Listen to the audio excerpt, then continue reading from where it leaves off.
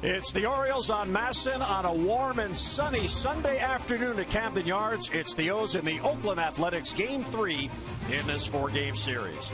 And hi, everyone. I'm Jim Hunter, and as we just saw, it has been exciting here at the ballpark the past couple of days. Of course, this is a very important 10-game homestand for the O's, and to begin at 2-0 is exactly what they would have hoped for, and they have done it in dramatic fashion. The Orioles' win last night was their 6th walk-off of the year, and the long ball has come into play at the opportune time. The Orioles now lead Major League Baseball with 5 walk-off home runs on the year.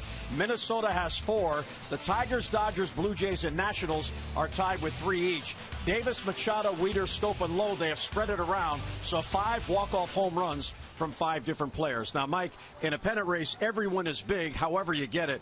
But I'm wondering, these emotional wins, how does it play into the demeanor of the team going into today's game? Well, it certainly gives this team a belief and a confidence that they're never out of a ball game. I think there was a huge carryover after Manny Machado's walk-off home run 2 nights ago. I think it carried over into last night's ball game. That team didn't feel like they were out of the game at all, being down by 3 runs once again. Chris Davis, of course, coming up with the 2 huge ones.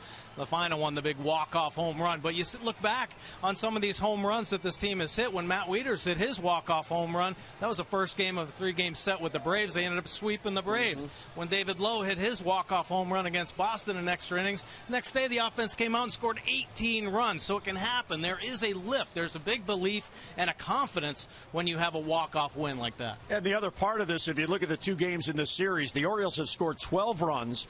11 of the 12 runs have been driven in by home runs. So, yes, this team lives by the long ball, but you know what? If you're going to get it in big moments, that's okay. Hey, why not? I mean, Chris Davis is on a tremendous roll right now. I think the Orioles are really energized by this tremendous output of offense that Chris Davis is showing. I think it's helping everybody around him. So many times you look at some of these great players the Orioles have, and when they start getting hot, it really lifts everybody up. I think everybody feels confident right now when they step up to the box, because it's not just Chris Davis is hitting the home runs or Adam Jones and Machado. Everybody's been contributing, and I think that gives that good team feel, makes everybody feel confident, and this is a crucial time for this confidence to be as high as it can possibly be. Well, the Orioles are becoming a factor in the pennant race, looking to make it 3 straight over the Oakland Athletics.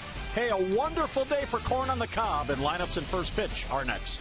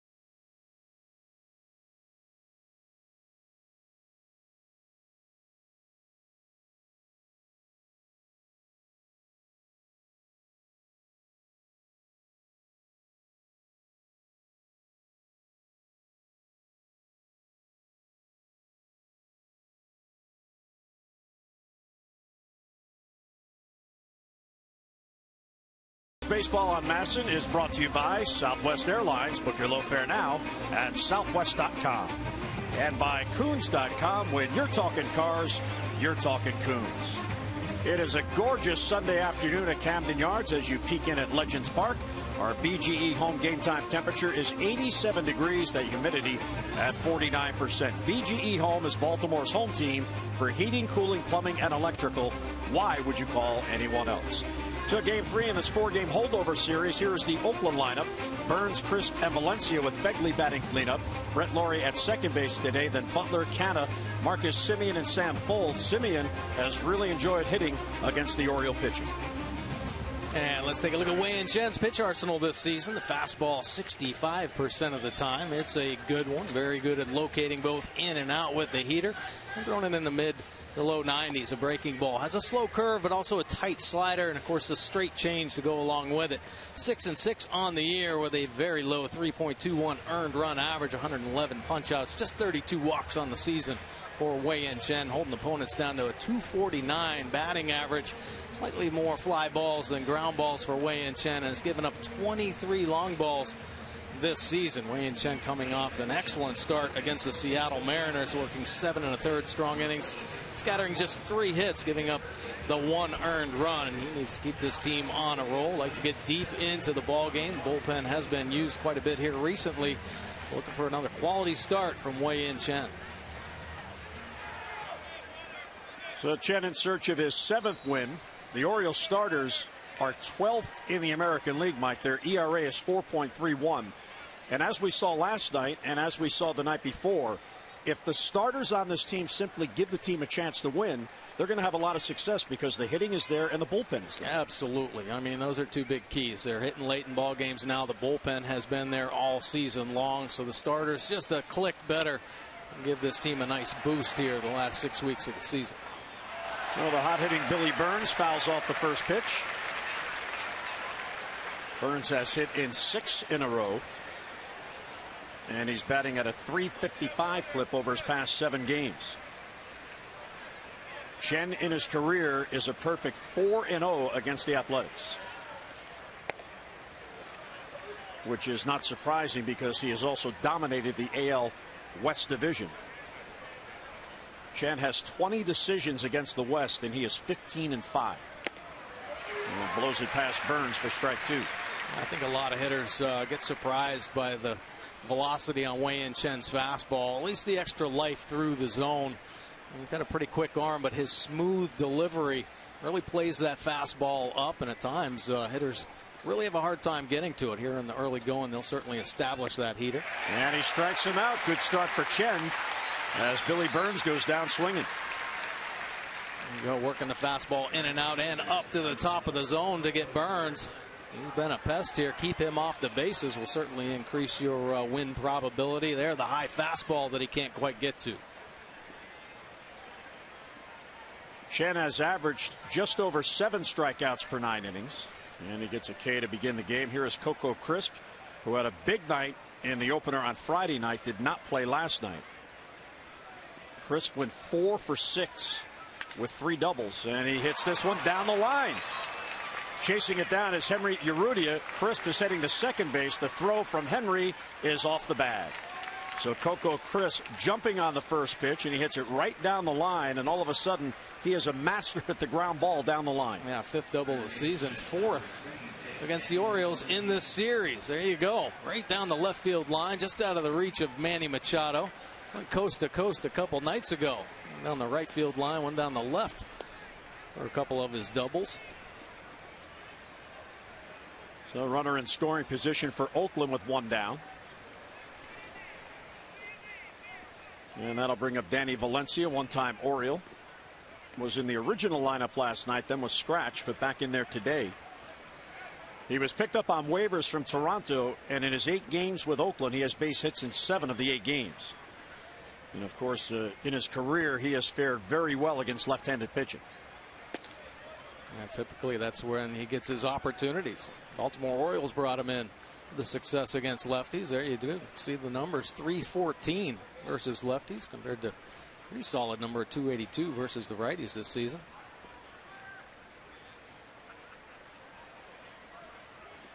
Oakland is a .254 team with runners in scoring position. They are 10th in the league in runs scored, so they are near the bottom in the power numbers. The home runs, they're 13th with their 2 last night and 10th in runs scored. Now, Oakland's had some troubles here recently on the road as well. Just haven't won a game on this road trip, but they've lost 7 straight on the road, so they might be trying to do some different things as far as pushing it offensively. Coco Crisp out there at second base. Wei-Yin Chen keeping a close eye on him. Danny Valencia has been well traveled, as teams are hoping that he'll put it all together for them.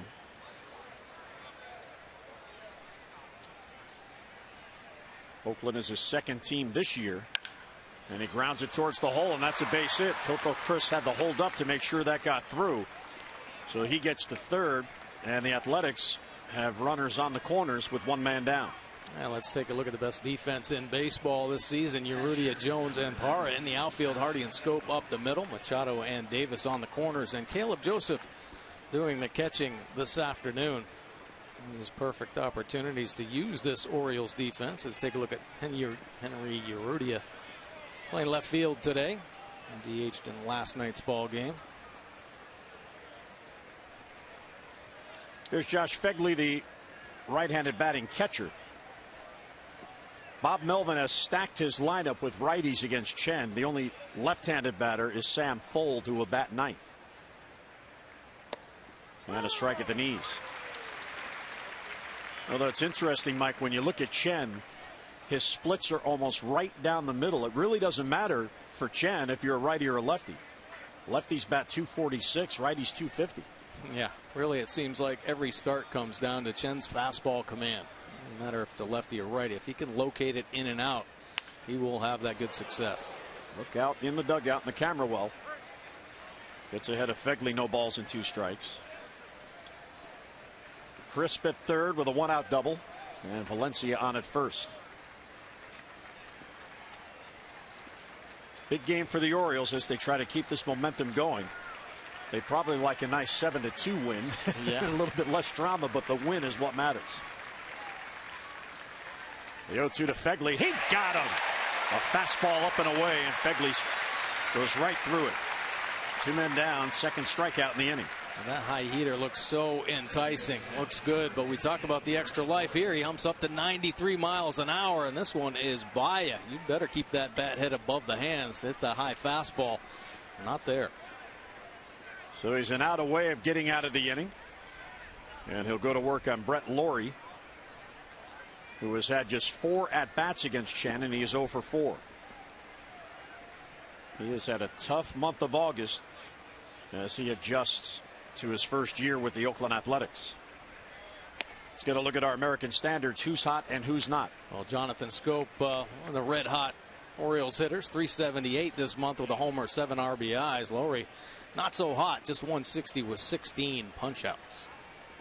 Celebrate the season with the American Standard All-Star event. Visit MidAtlanticComfort.com for amazing rebate and financing opportunities.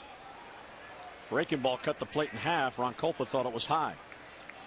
It was early in the game. You adjust to the home plate umpire. Strike zones have been pretty big the first 2 games. Kolpa bends down behind the catcher, so the pitch coming right down to him on the breaking ball would appear to be high.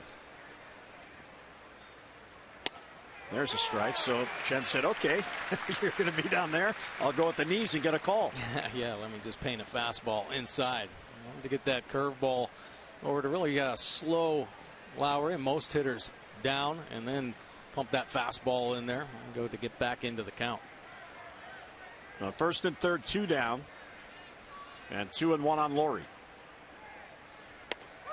Swings through it. And that is definitely the attack zone for Brett Lawrie. It's all the 16 punch outs this month. Well, he's having trouble getting to that high heat, especially when it's up and in. We've seen him swing through that pitch a number of times in this series already. Be surprised if Caleb Joseph and Chen attack there one more time. Fans into it now. 2-2 on Brett Lawrie. Check swing, and he fouled it off. Didn't mean to swing. That would have been a ball, but it hit the bat. So Brett Lawrie last night did not have the fake socks on, and he went hitless, so put him back on because Friday night he wore 'em, and he had a base hit. Right. Oh, you ball players and your superstitions. 2-2 the count as Chen tries to work out of it. And it's in the dirt, and Lawrie lets it go by. So the count goes full 3-2. Chen is very good at minimizing the walks. He's walked only 32 all year, so that works out to about 2 per 9 innings. You have to earn your way on against Chen, and Laurie's about to see the 7th pitch in this at bat. Valencia will be off from first. Crisp is not forced. He'll hold tight at third. And the 3-2 is fouled back. Good cut. Good cut. Trying to get to that spot up and in. He is in swing mode all the way. Get it around the plate, and he's going to let that bat head fly. Brett Lawrie out of British Columbia. Originally he was drafted by Milwaukee and then traded to Toronto. And the 3-2 is fouled back.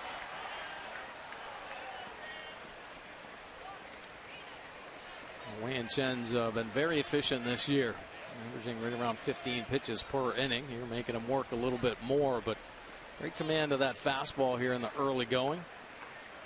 See him settle into his off-speed pitches as this game progresses.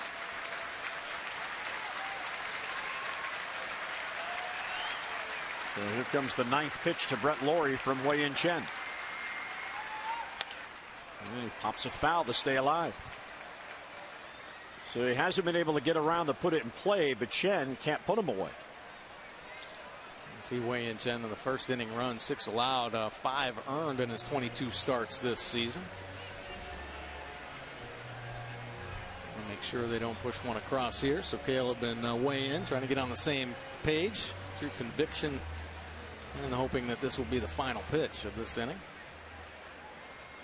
He is at 20 pitches now for the first inning, facing his 5th batter. Crisp at third, Valencia at first, 2 down. And the 3-2 is pop foul again. 5th foul ball in this at bat for Brett Lawrie. He has already seen 10 pitches.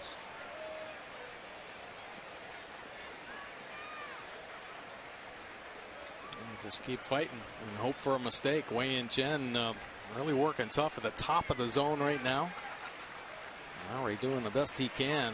Obviously that is in his head. They know that the Orioles are attacking there, so he's trying to get on top of it. Called strike 3.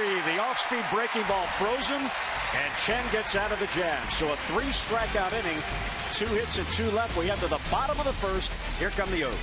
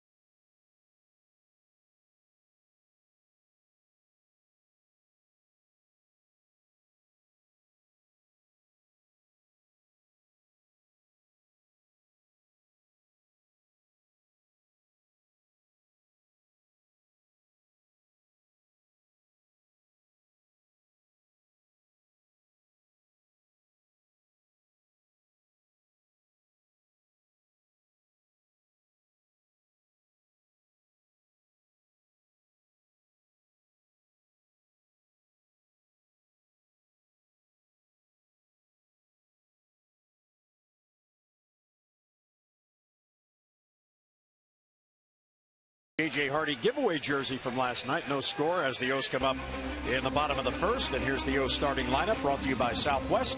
Book your low fare now at southwest.com. Machado, Parra, and Jones with Davis, Stope, and Clevenger DHing today. Hardy, Urrutia, and Caleb Joseph.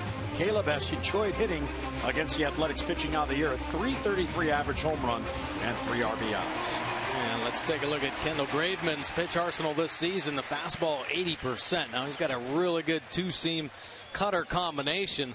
Occasionally he'll mix in the breaking ball. You see it 9% in the change, 11% of the time. Got an ERA of 3.89, 70 punch-outs and 36 walks for Graveman.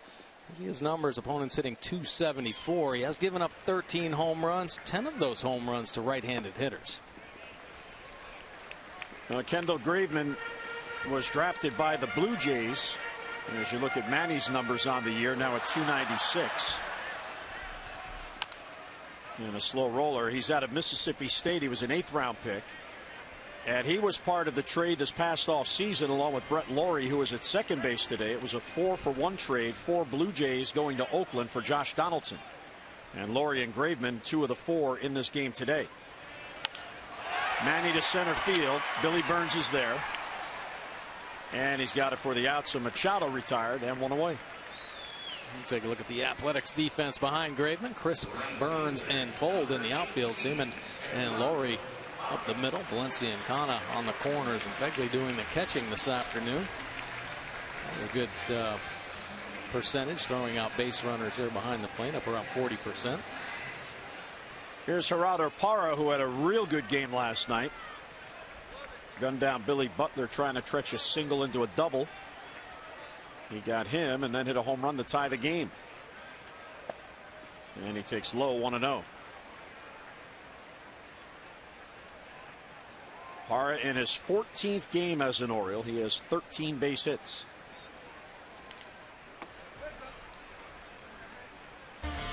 And Parra in this series is coming on. Boy, I'll say 4 for 9. He was going through some struggles, but he has picked it up here in this series. A home run to tie the game. 4 runs scored for Parra.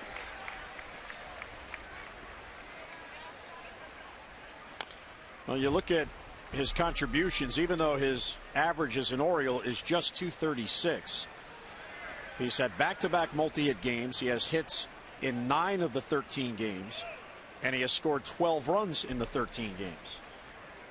Well, he can make an impact both offensively and defensively. We've seen that strong arm he possesses. Gunned down Butler and stretch a base hit into a double yesterday's ball game.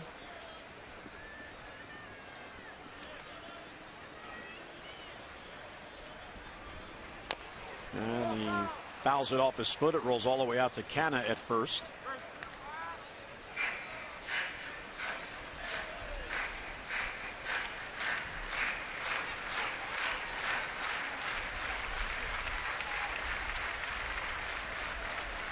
.24 years old, out of Alexandria City, Alabama. Hard deep right field. Back is Fold looking up. It is gone. Gerardo Parra has homered in back-to-back games, and the O's grab a quick 1-0 lead. That confidence from Parra really picking up here in this series. Second home run against the Athletics. Continues to stay red hot.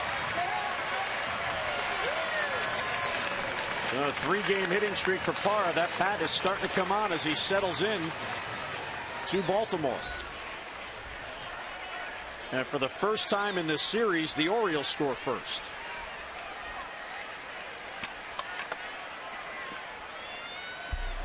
So Parra hits his 3rd. He has 3 solo home runs for his 3 RBIs. Adam Jones now, and a foul ball. Take a look at this swing here. A little breaking ball that hangs in the middle of the plate, and he gets to it. Very short to the baseball, but look at the extension through the ball. A lot of power in that body, and he gets the Orioles on the board first. The O's have won 2 in a row and 3 out of 5. It's their first 2-game winning streak since July 31st and August 1st. And they haven't won 3 in a row since July 25th through the 29th when they had that 5-game winning streak. I'd like to start putting together some winning streaks. Right now is the time to play your best baseball. Yeah. Parra telling Ubaldo, I like that right field here. Adam Jones fouls it off, so the count evens 2-2. It's nice to see a new player fit in so evenly and nicely with his new teammates. Well, I will say this. Most of the people that Dan Duquette and Buck Showalter target are good character guys. I mean, when they bring players into spring training or even the trades they make, they really pay attention to the makeup that players will bring to a team. They do not want to disrupt this team's chemistry, and when they got Parra, they landed a baseball player. He wants to win, he plays the game right, and he fits in perfectly in this Orioles clubhouse. The day he was acquired, I sent Brian Anderson an email. He does the television for Milwaukee, and just, a little scouting report from an announcer. He said, well, the first thing I got to tell you, he's the nicest player I've ever been around in my career. That was all I needed to hear. Yeah. He had a lot of fun the other night, the Hall of Fame night, because he's very good friends with Melvin Mora, who was inducted, 2 Venezuelans. And Jones goes down on strikes. Real good breaking ball from Graveman, and 2 away. Really all about the location right here. Doesn't throw a lot of breaking balls, but this one starts off on the plate. And look at the late finish just to get it off the bat head of Adam Jones. That is the pitcher's pitch needed, and he executed it. And here is Chris Davis. There is Hot, and then there is Davis Hot. He is now second in the American League in home runs with 34. And he is leading all of Major League Baseball with 88 RBIs. And Graveman tries to stay away and misses outside. And Chris Davis is doing things that not many players in the game can do right now. Nice little stretch offensively where the power numbers are really starting to build, and obviously the RBIs. And I think when teams start approaching this lineup, they're going to have to do something, what they're going to do with Chris Davis. And when you run into a hot offensive player like that, many teams just end up walking. He had 2 home runs last night. Oh, yeah. Almost single-handedly won the game. 4 multi-home run games this season. I mean, strong like bull, all arms there on that swing to walk off. Second consecutive win. And the 1-2 misses outside. Take a look at Davis really breaking out since the All-Star break. That .333 batting average, and I think that's the most impressive. He's starting to spray the ball around and pick up his base hits. 15 home runs last 12 games. I mean, just so impressive at .386 and 9 homers. Graveman gets him. Good pitch down and in, and the inning ends, but not before Gerardo Parra gets the O's on the board. First inning home run, his 3rd with the O's, and a 1-0 Orioles lead.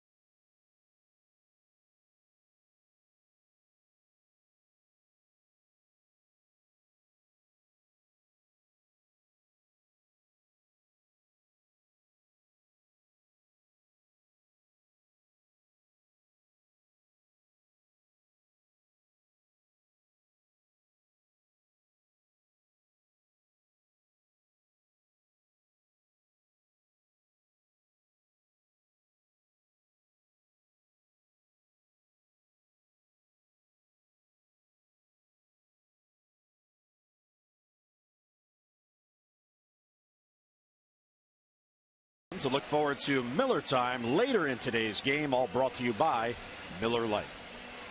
Gerardo Parra with a first inning home run to give the O's the lead. His third home run as an Oriole, and he has now homered in back-to-back games. Sunday afternoon crowd at the ballpark. It is warm. A lot of fans going on down there. Yeah. Chen got out of a first and third one-out jam without a run in the first. We'll go to work here on Billy Butler. Canna and Semien will follow. Butler is the only hitter in this lineup that has had extensive looks at Wei-Yin Chen. And he has hit him pretty well. He is 9 for 20 against Chen. There you see 450 batting average with a couple of home runs. Yeah, big numbers there. And Chen says take that, 0-2. Well, Butler's had some pretty impressive numbers in his career. One of the best DHs you're going to see. Very consistent. Has the ability to use the whole field. Power numbers down a little bit this year. But when he's right, he can do some serious damage. Pop up to first. Chris Davis there, and then foul ground. He grabs it for the out. And one away. Let's get a look at our Jeep inside the numbers. The lowest career ERAs against Oakland. Yeah, well, on a pretty good list there. Martinez, Santana, Santiago, and Kane. Very low earned run averages. But there's Wei-Yin Chen. And we talked about his record against the Athletics this year. 5-0 with a 2.19 earned run average. Well, he's even better at home, sporting a 1.42 earned run average in 3 starts against the A's. So he feels good. His confidence is high. And he's hoping that today's a day that he can continue that success. Here's Mark Canha, and he takes a strike.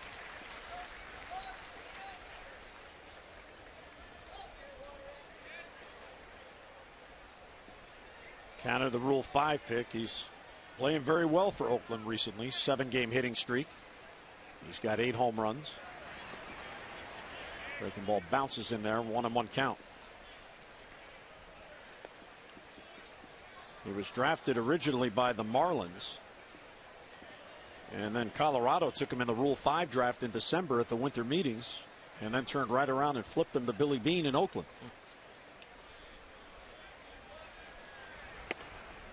Which does happen quite a bit at the winter meetings in the Rule 5 draft. The team may be picking higher than you, and you have your eye on somebody, and you work out a trade before. Hey, if you can get this guy, I'll trade you this minor leaguer, and then each team is happy they get a player. Orioles certainly look very heartily at the Rule 5 draft every year. Well, they've picked up some diamonds in the rough. You know, been very fortunate. I think it's a tribute to them and targeting those Rule 5 players that can make an impact at the big league level. Ryan Flaherty has done it. TJ McFarland as well. And going back a few years, Jay Gibbons. Yeah, he settled in nicely.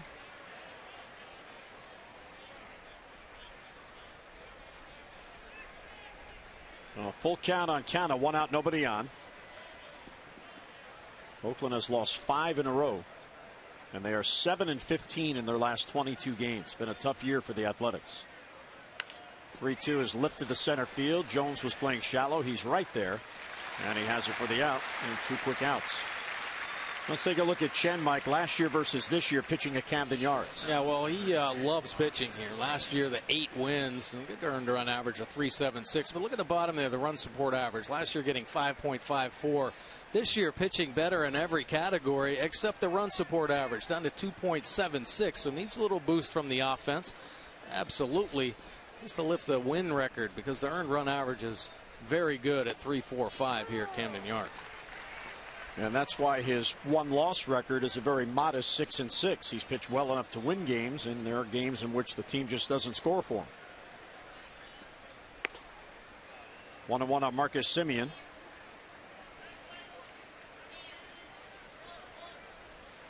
Semien batting at a .412 clip, 14 for his last 34. Another of the young players that the Athletics are trying to build around. Of course, they're always looking to move salary if they can, but Billy Beane has a knack of making these 4-for-1s and 4-for-2 trades, and he gets the stockpile of talent back.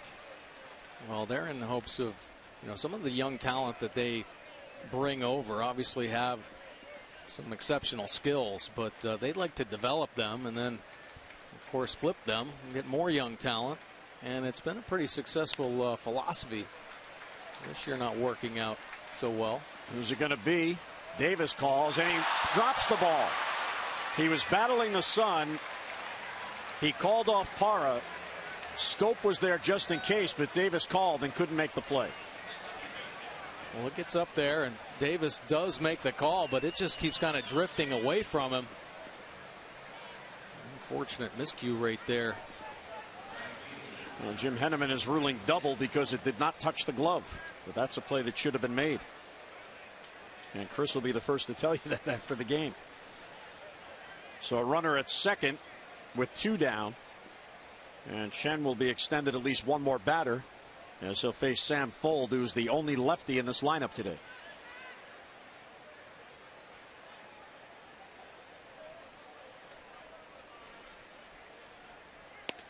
You know you're hot when you get base hits like that. Right. Guys that would pay good money for those type of base hits. I don't know how many guys are in the A's dugout, even the Orioles, shaking their heads. How come I can't get a hit like that? Well, it's a very high sky here today, bright sunny day.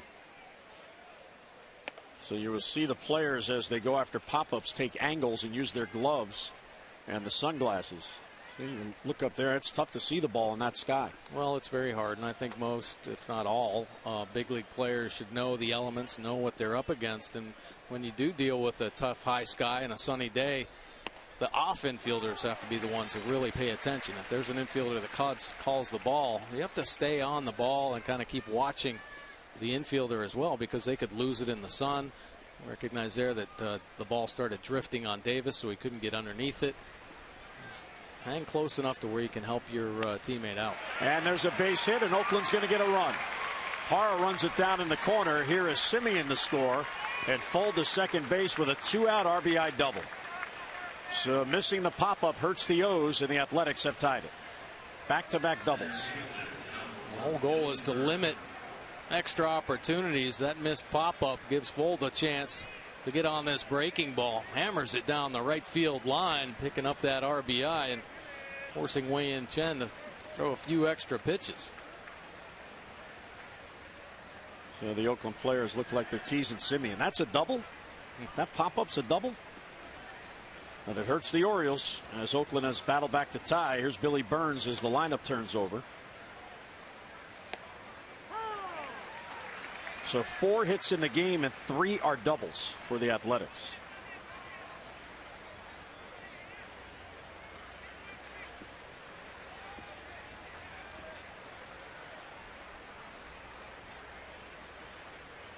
Fuld with good speed at second base as Burns swings through it. It's 0-2.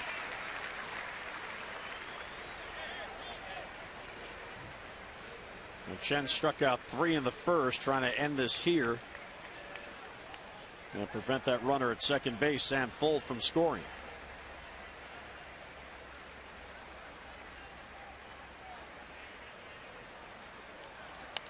And a foul back. Fuld was dancing off second base, trying to distract Chen. But he didn't know that as Chen was looking away from him, that's when he danced. Chen never saw him. Why he would want to steal third or try to steal third, who knows? He has enough speed to score from second base on a single. Yeah, he's just trying to disrupt Chen a little bit and get out there as far as he can. Hardy recognizing that, sneaks in a little bit behind him to quiet him down a little bit. And he got him. So Burns is tagged out. Nope, he's going to have to make the play at first as Burns eluded the tag, so Chen gets out of it. But the Athletics get a run.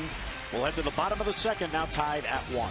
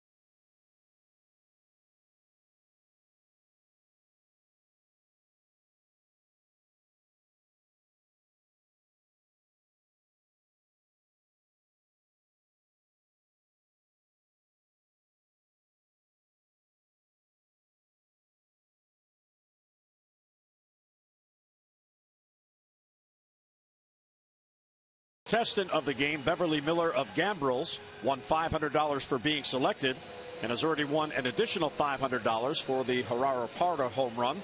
Play Baseball Bucks scratch-offs and win up to $50,000 or enter non-winning tickets for a chance to be the contestant of the game. Visit mdlottery.com/baseball.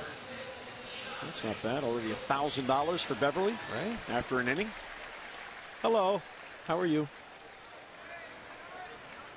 The fans that have seats in the shade today are very happy. As Jonathan Schoop swings through it, Clevenger and Hardy will follow.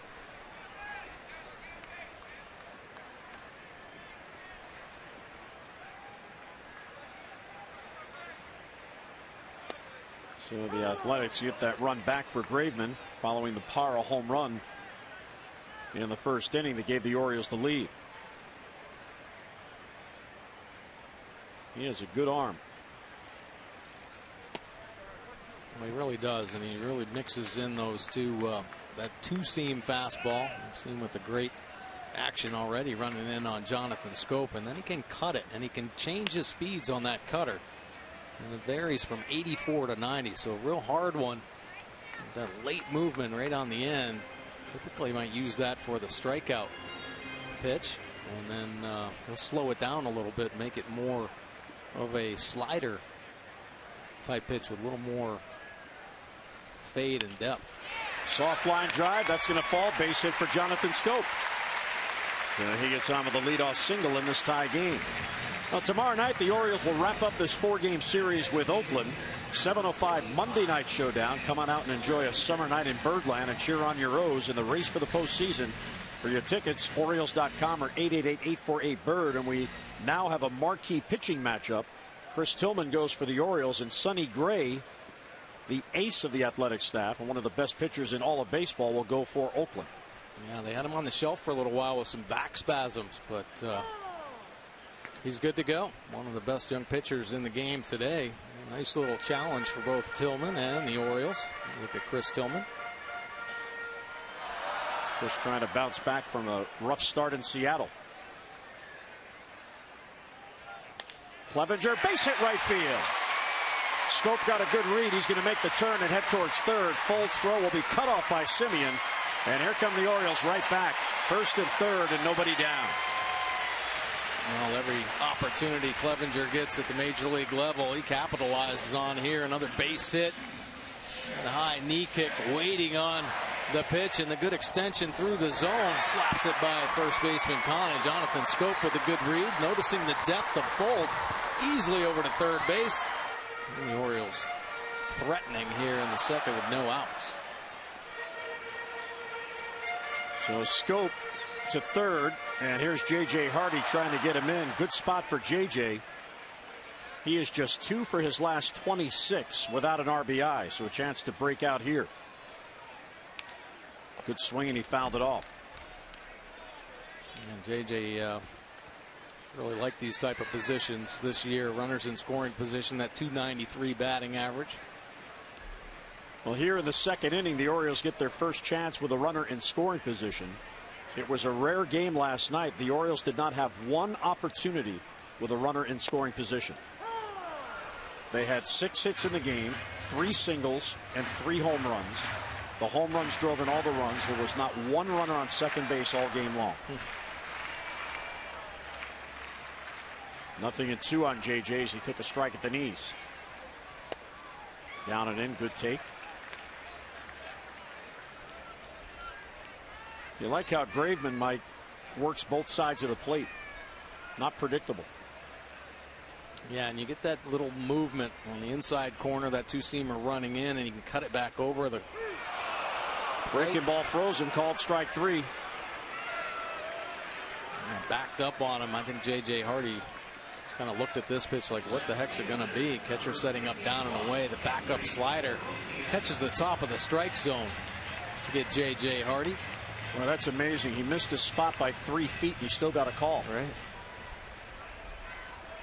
That is the 3rd strikeout for Graveman.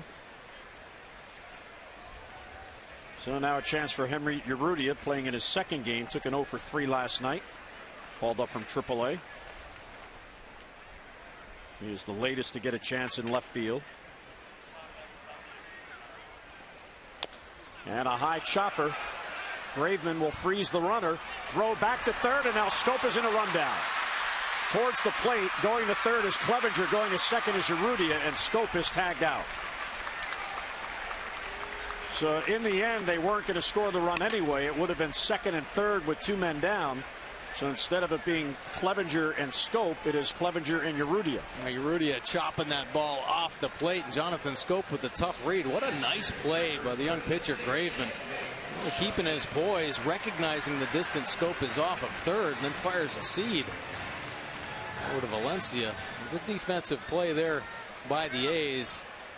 Not so good by Schoop, just getting a little too far off third base.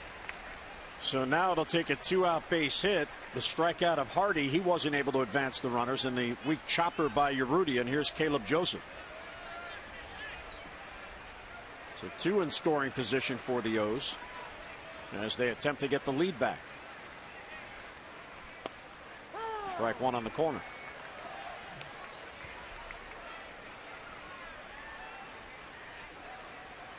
Caleb 1 for 14 in his last 4 games, but he is also 9 for his last 30, so he's been swinging the bat pretty well.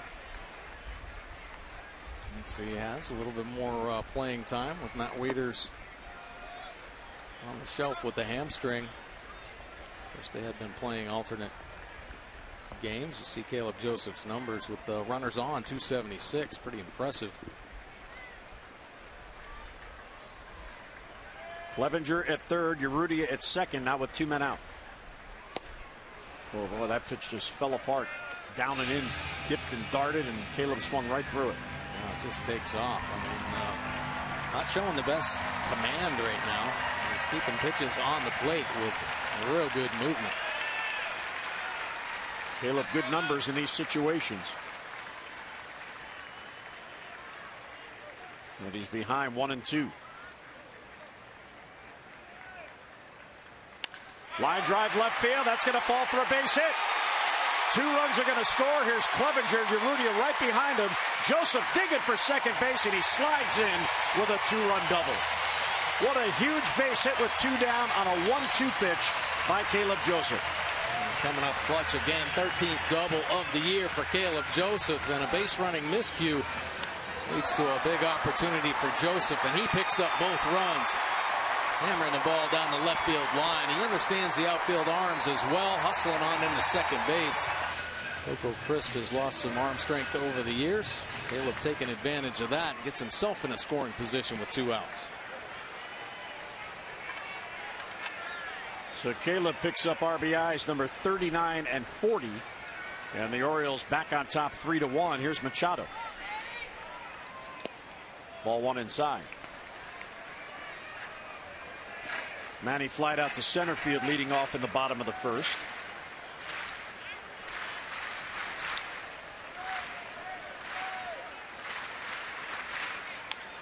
For Caleb Joseph, Mike, he now has 13 multi-RBI games. And when you consider that he doesn't play every day, you know, you look at the big guys. Manny has 12. Caleb now has 13. Adam Jones has 16. Of course, Chris Davis leads the team with 19, but he's right up there with them. And it's a bouncer foul past Bobby Dickerson. So when you get a situation where you got runners on and you're asked to produce, he really has come through. Well, Caleb Joseph was an offensive catcher in the minor leagues. He could hit in the minor leagues. He put up some incredible numbers. He was offensive against left-handed pitching. But that's where his confidence was, and really that's how he got promoted through the system, because of his bat. He had to learn how to catch to get the opportunity to play at the major league level. So Caleb's bat is there, and it's coming through in clutch situations right now for the Orioles. Manny fouls it off. Last night when I was leaving the ballpark, you know how the fans congregate by Home Plate Plaza there hoping for autographs. There was an Oriole fan that had on a Bowie Bay Sox jersey. I said, "Oh, it's a nice jersey." He goes, "Yeah. Caleb was my favorite player there, so I wear this in his honor." I said, "Well, he was there for 4 years. Certainly had a lot of time to get to know him." But I like to see that. You know, Oriole fans with the affiliates also close, they get to see these players come along. And he doesn't wear his number 36 Orioles jersey. He wears his Bay Sox jersey. 1-2 to Manny is inside, 2-2. Well, I think Orioles fans are pretty fortunate to have the affiliates so close where they can actually see some of the young talent that will eventually be here at the major league level. And here Buck Showalter talking about, you know, the young players in the minor leagues all the time in his conferences. It's away from Fegley, but Caleb Joseph didn't pick it up soon enough, so he stays at second base. I saw him slap his hands. Missed opportunity there.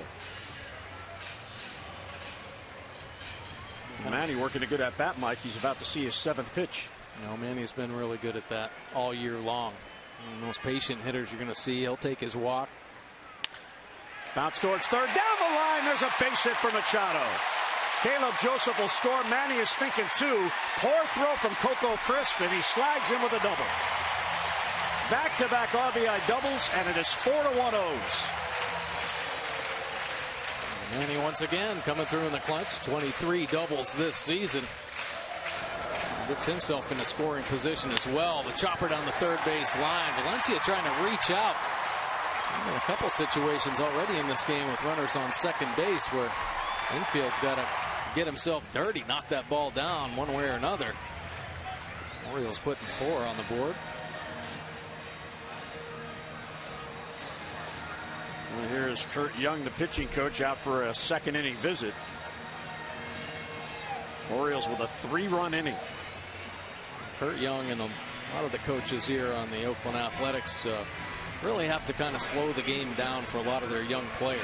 Oakland A's, a lot of young players, opportunities at this level, and they have to develop and teach them here at the major league level. Well, this is a situation where Kendall Graveman is 24 years old. He's had some success already this year in the big leagues, but things can snowball and you can lose a game in a hurry, especially against a potent offense like the Orioles.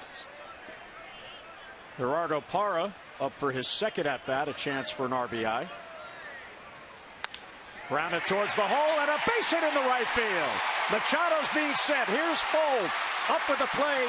Throw to the plate, not in time. Throw to second, and they get Parra. But the run does score as Ron Copa will point to the plate that Manny got in. So 3 consecutive 2-out RBI hits and a big inning for the Orioles. Parra has a 2 RBI game. So Gerardo comes through. The O's come through, and through 2, the Orioles now have a 5-1 lead.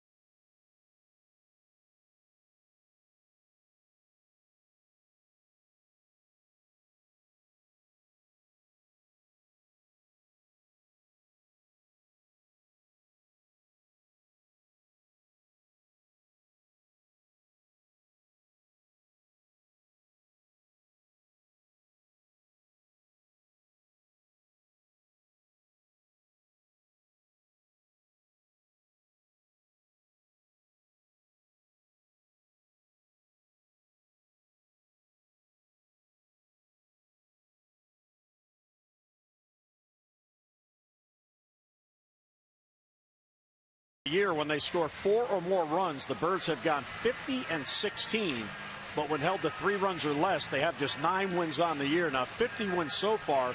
Last year when they won the AL East, Mike, they went 75-15, scoring 4 or more runs. That's an .833 winning percentage.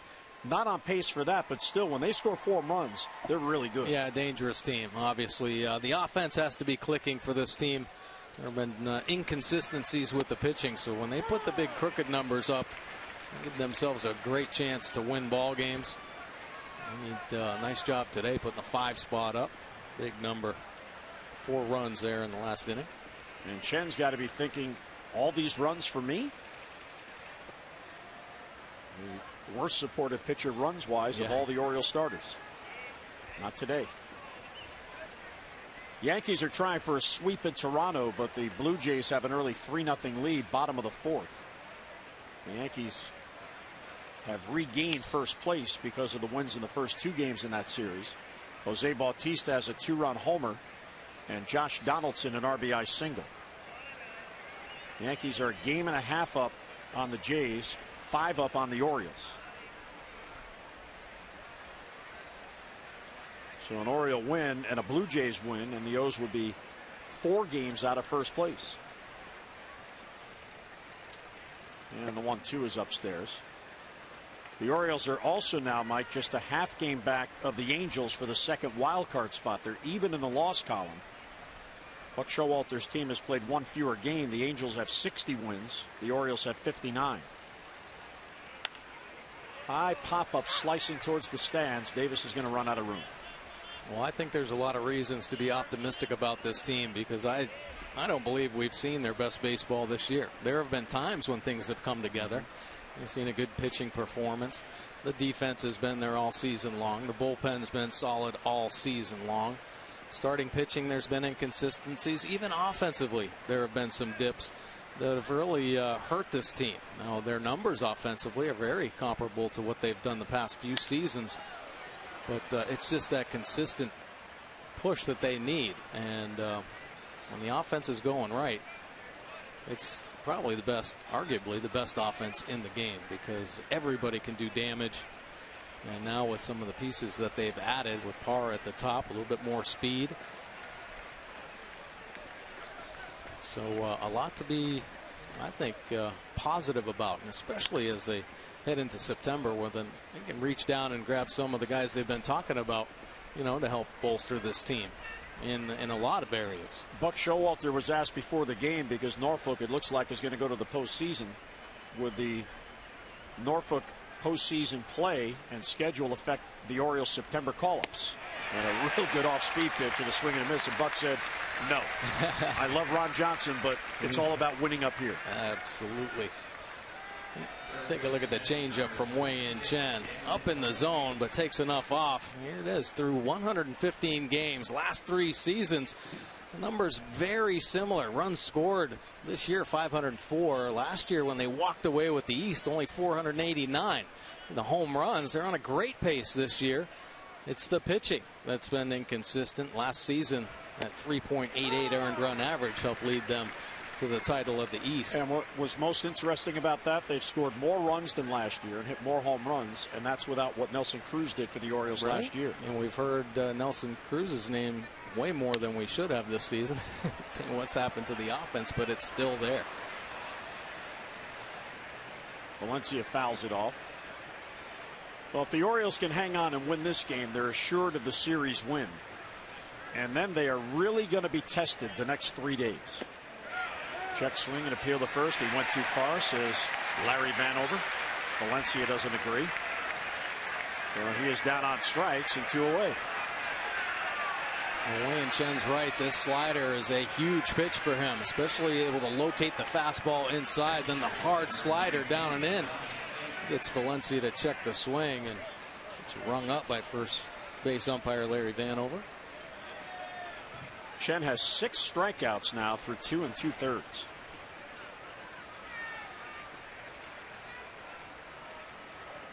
Here's Fegley, and he'll foul it back. But Mike, after today, they're going to see the Orioles. Sonny Gray tomorrow, one of the best pitchers in all of baseball. Then the Mets come to town. They're in first place in the NL East. On Tuesday, they get Jacob deGrom, 2.03 ERA. And then on Wednesday, they get Noah Syndergaard, 3.07 ERA. deGrom was the Rookie of the Year in the National League last year. Syndergaard, one of the best young pitchers in the National League. So the next 3 days, this team is going to be tested. They are going to be tested, and that's the way they like it. And they wouldn't have it any other way. If they want to make it in the postseason, they're going to have to beat the best. And they have to prove to themselves that they can. So they're going to welcome this challenge. And when they are confident offensively, I don't care who you put in front of them. Now, you hear that saying that good pitching beats good hitters all the time. Well, I think to some extent that's true. But when you run into a confident offense, I don't care who you put up there. They're going to do things to put together quality at bats. And right now, there's a group of guys that are swinging the bat very well for the Orioles, and they're playing some very good baseball. So that confidence might pull them through that very tough stretch.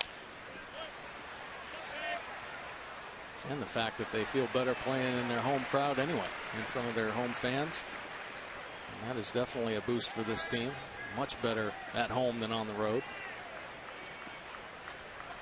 Well, that matchup on Tuesday night is going to be a lot of fun. Kevin Gausman against Jacob deGrom. And another 0-2 pitch fouled off as Fegley stays alive. And we saw a shot at Bob Melvin there. And there was some talk on the Athletics side that Sonny Gray, because of the back spasms, may be held out until Tuesday. Oakland goes home and they play the Dodgers Tuesday, and Clayton Kershaw is pitching for the Dodgers. So you would have had a Sonny Gray, ace of the A's, against Kershaw, ace of the National League. But you made a good point. Oakland needs to win. Yeah. And they're 0-5 on this road trip. They're trailing here 5-1. You don't hold back your ace just because you might sell more tickets. You're looking to win games. Yeah, absolutely. You have something to turn around, and Sonny Gray is the ace of this staff, and they need him on the hill. It doesn't matter who they face. They need him out there on the bump, give themselves a better chance to win. Of course, the Orioles going to have to play up and their best baseball, hopefully against some of these better pitchers with the Oakland Athletics. 7th pitch in play to Manny. And slings it across, and Chen has his first 3-up, 3-down inning. A shutdown inning after the O's got the lead. Mid-third, 5-1 Orioles.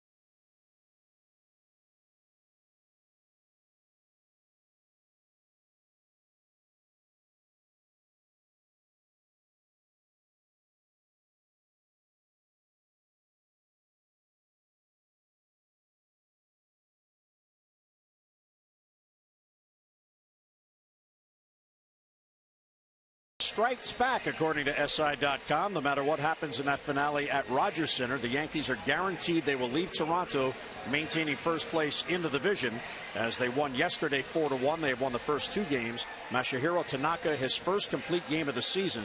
Blue Jays do lead 3-0, but the Yankees would maintain first place. Now, how about the first place Mets? Are they lucky to be in first place? Well, maybe so. The Nationals have cooled off a little bit, but the Mets still hold a 4.5-game lead, and according to the Daily News, energized the fan base. But the Nats have scuffled. They've batted .226, and they're -23, the run differential, since the All-Star break. And brace yourself, Kansas City fans. It's going so well in Kansas City, they're guaranteed to lose at least 60 games, including to the Kansas City Star. You know it's good when you're warning fans you're not going to run the table. That is a good start to the year. Here's Adam Jones against Kendall Graveman.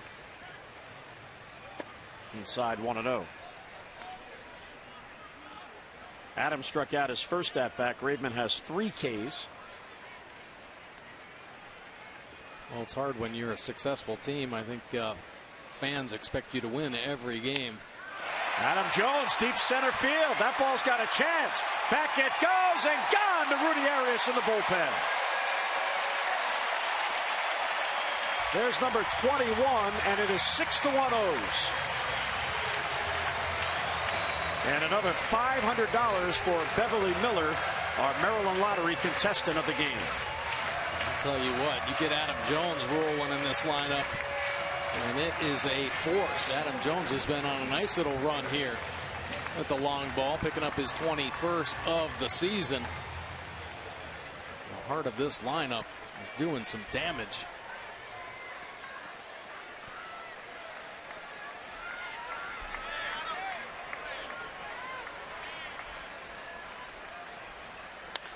Ground ball pulled foul off the bat of Chris Davis. Now, what's so hard to do about facing this Orioles lineup? So many guys have incredible length to their swing. And I don't mean length by like casting out. I mean they're short to it, but they can keep the bat head through the zone. And that is exactly what Adam Jones did right there. Used his legs, got another inch or two on the bat through the zone, and allowed him to square that ball up and drive it out to Arias out in the bullpen. So the O's with 2 home runs in the game as Davis fouls it back. It is their 50th multi-home run game of the year. And Mike, they have 10 multi-home run games in August. And this is their 14th game in August. Yeah, they have been on a nice little home run roll.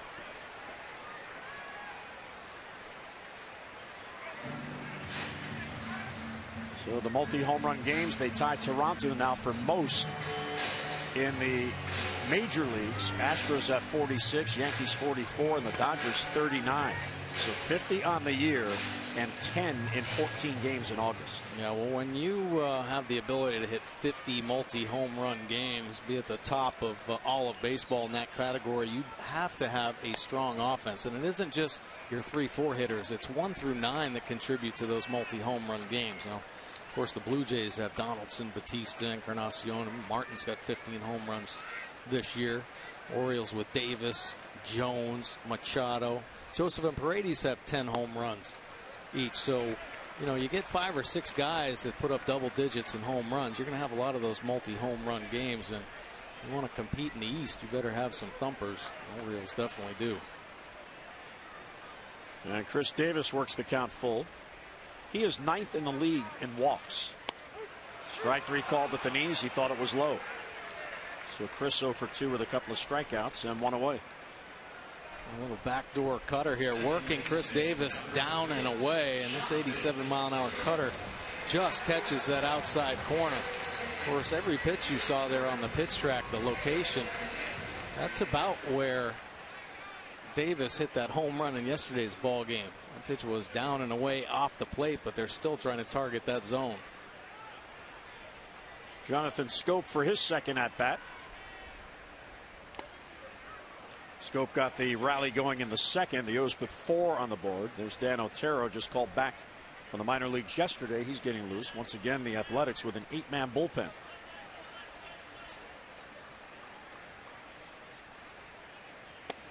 And quickly 0-2. They will have to add a starter for Wednesday. They called up for the start here Friday when Gray couldn't go, Brad Mills, but he has already been sent out. So they have an 8-man bullpen and 4 starters at the moment.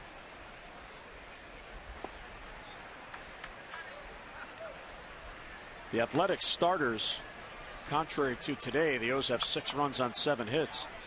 But they have the best ERA of any starting staff in the league, 3.19 coming in. There's a slow bouncer to third. Valencia plays the hop. And Scope is retired for the second out.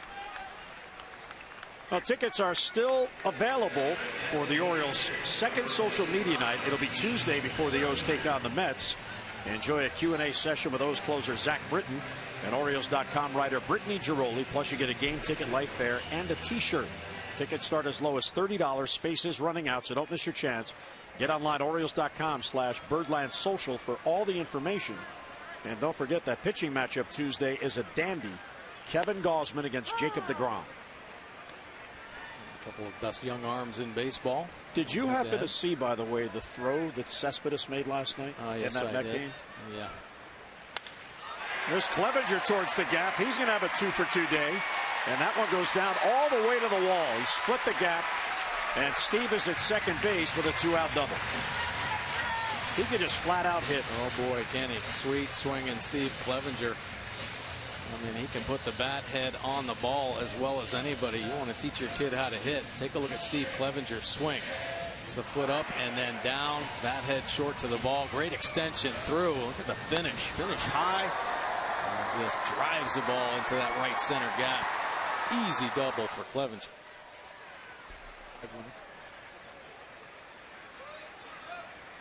Ground ball towards the middle. Will it get through? There's the second baseman, Laurie. Off balance throw, and he gets Hardy. So the runner left stranded at second base. But the Orioles do add a run. They have scored in each of their first 3 innings. Adam Jones went down and got it and hits it out for his 21st home run.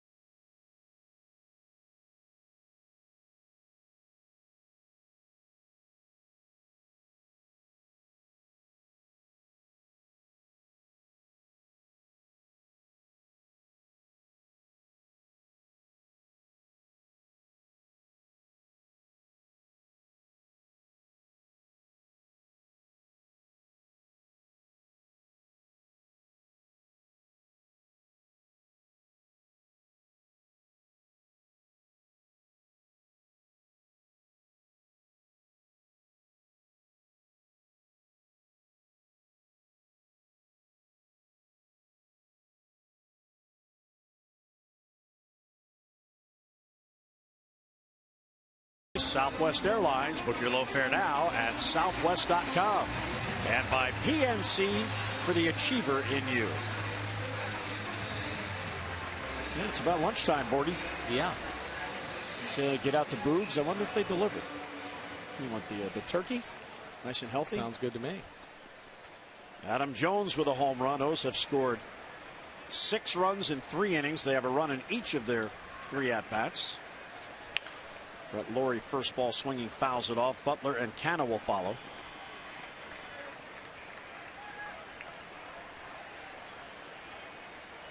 Laurie struck out in the first, one of 6 Ks for Wei-Yin Chen.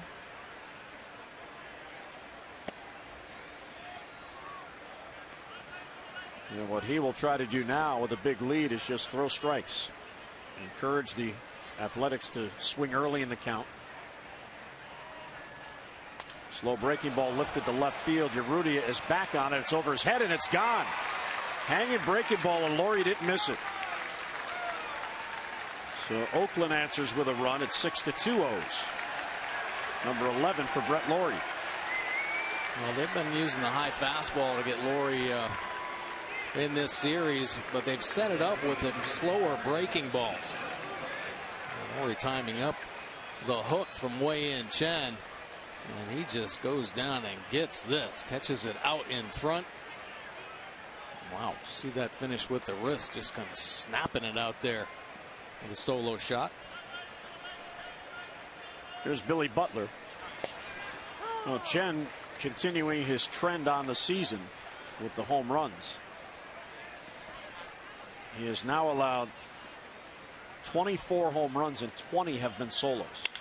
Hard hit ball, base hit left field. So the first 2 have reached here in the 4th inning as Oakland tries to chip away at the O's lead. So don't miss the season's next Ollie's Bargain Night. All presented by Ollie's Bargain Outlet. Comes your way on Tuesday, and the O's kick off that 2-game interleague series with the Mets. Every Tuesday home game, all the upper reserve seats are just $10. Gather up your family and friends and come on out and enjoy an affordable night of Orioles baseball. For your tickets, Orioles.com or 888-848-BIRD. So Chen, after retiring 4 in a row, has allowed a home run, now a single. And here's Mark Canna.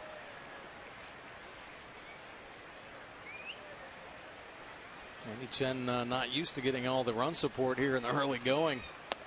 Still got to execute your pitches, I think that's one of the toughest things for a starting pitcher. If you are supported with some runs early in a ball game, to keep that razor sharp focus, don't lose the focus and feel comfortable about a lead.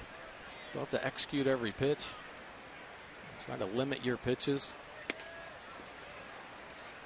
and not let a team back in. Rose with the 6-2 lead. Oakland, a struggling club. They have dropped 9 of their last 10 road games, and they are a season-tying high 16 games below 500. They are 51-67. Slow curveball foul back. Canna tried to time it.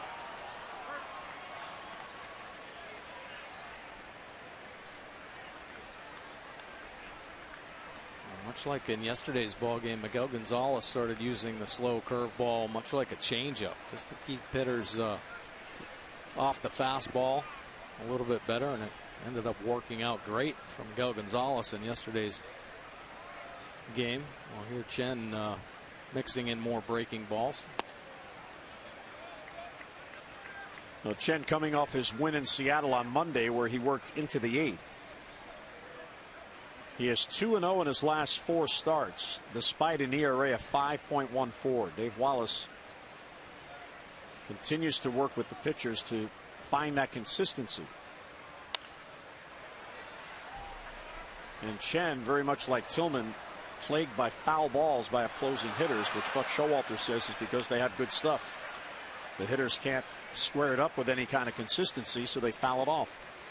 Well, they get a little in between and prolong at bats, unfortunately. Jack up that pitch count. And Chen does not get very many ground balls. He'd love to get one here for a double play. Inside for ball 3.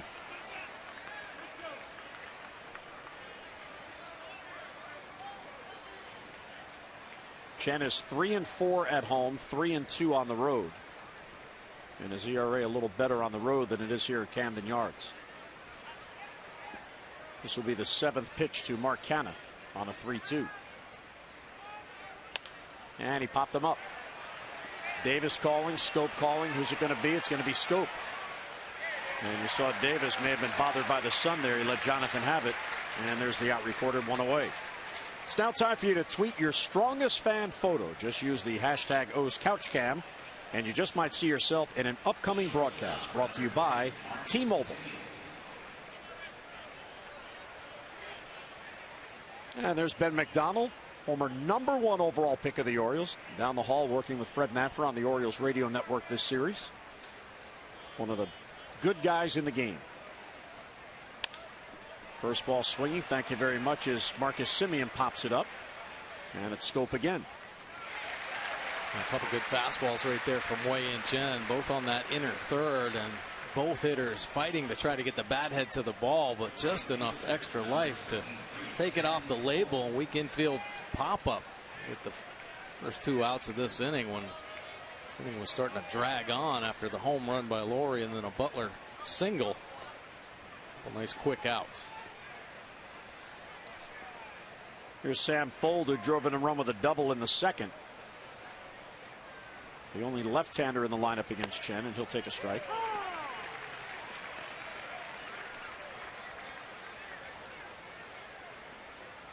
Fuld is a good guy to have in your team as the 4th or 5th outfielder. He doesn't really hit enough to be an everyday player. There's a weak ground ball to second. Scope will flip to Hardy, and that'll force Butler, and Chen gets out of it. So the leadoff home run, but nothing after that. We'll head to the bottom of the 4th with the O's in front.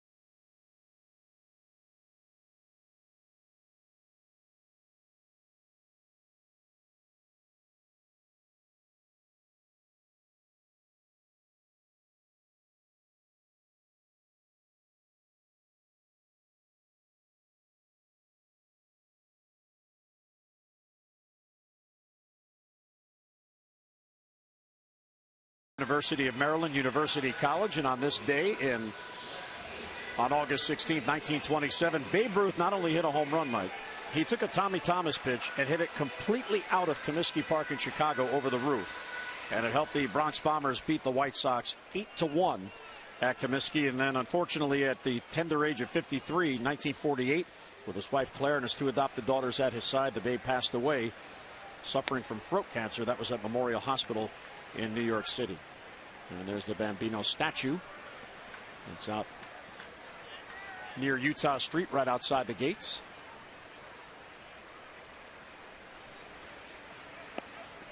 I heard you whispering some of his nicknames. The Sultan of SWAT. What else did you come up with? The Bambino. Yeah, Big Bambino. Was he the king of swing, or is that Terry Crowley? That's the Crow. You can't take that from the Crow. Although the Colossus of Clout. Yeah, that's right. There you go. Now, when Babe retired, of course, numbers came into play then, and he was given number 3 because he batted third in the order. Lou Gehrig was given number 4 because he batted fourth. But when Gehrig retired, no one else wore number 4 again. But when Babe Ruth left the Yankees, they reissued his number. They only retired it afterwards. Usually with legends like that nowadays, I mean, when Cal left here, that's it. No one else wore number 8 again. Urrutia gets in the one to center field, Burns back on it, and runs it down for the out. Urrutia hit it well, but Burns can go get him. Our PNC minor league report. And how about Ariel Miranda, the Cuban left-hander, yesterday at Bowie? He goes 7 innings, 1 run on 5 hits, 10 strikeouts to 1 walk. Mike, it's his first year professional baseball, and the Orioles feel like they got a good one. Wow, pretty impressive stuff, right? Bowie 3-1 record with a 1.57 earned run average in 5 starts, and combined through the minors, very impressive numbers. Now, he played 7 seasons for the Cuban national team, so pretty experienced kid. He's got a live, loose arm, left-handed. Those low to mid-90s with the heater, so I wouldn't be surprised if you see him up here in September.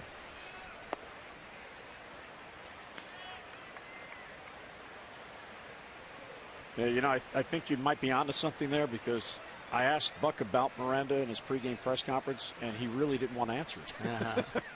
So maybe there is something going on. Well, good arms in the minor leagues don't stay a secret very long. Word spreads like wildfire. Of course, AA hitters are not major league hitters, but when you show that kind of command, you're going to get noticed. We'll have to call Millsy later to get a scouting report for tomorrow's game. Yeah, absolutely. 2-2 on Caleb Joseph. 1 out, nobody on. We're in the 4th, and a 6-2 O's lead. Caleb drove in 2 runs with a double in the 2nd inning, and that broke the 1-1 tie. He now has 9 RBIs in his last 10 games. Nice ratio.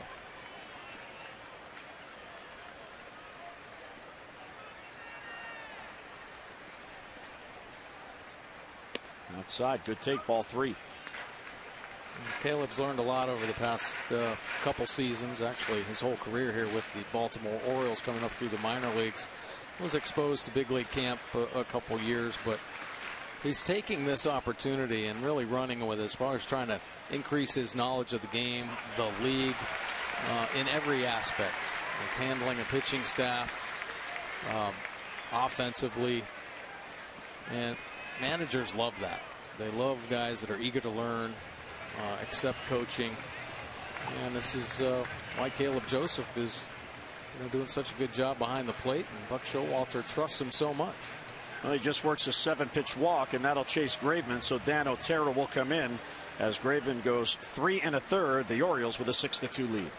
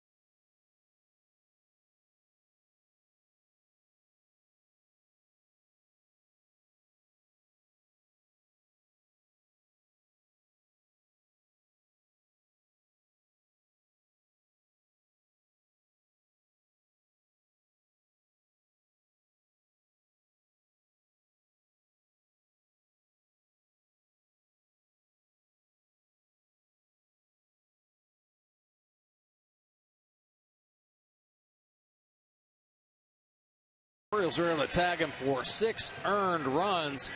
Only 4 strikeouts for Graveman. 70 pitches thrown, but was pulled early. Want this Orioles offense to get on him. And now it's time for a little relief for your car too. Visit Jiffy Lube for regular oil changes and help prevent damage and wear to your engine. Jiffy Lube, drive in today. Well, Dan Otero coming out of the A's bullpen. Uses that fastball 76% of the time, not overpowering by any means, but good command. Breaking ball 13% of the time, has a slider and a curve, and of course a straight change to go along with it. 5.79 earned run average was really ballooned after an ineffective first couple months of the season. Sent back down, regrouped the troops, and looks to lower all of the numbers that you see there. Opponent sitting up over 318. The adjustments he made when he was down in AAA was pitching to a 1.08 earned run average, so they're happy to get him back and hope that he can be more consistent at the major league level. 13 of 20 inherited runners have been stranded for Otero.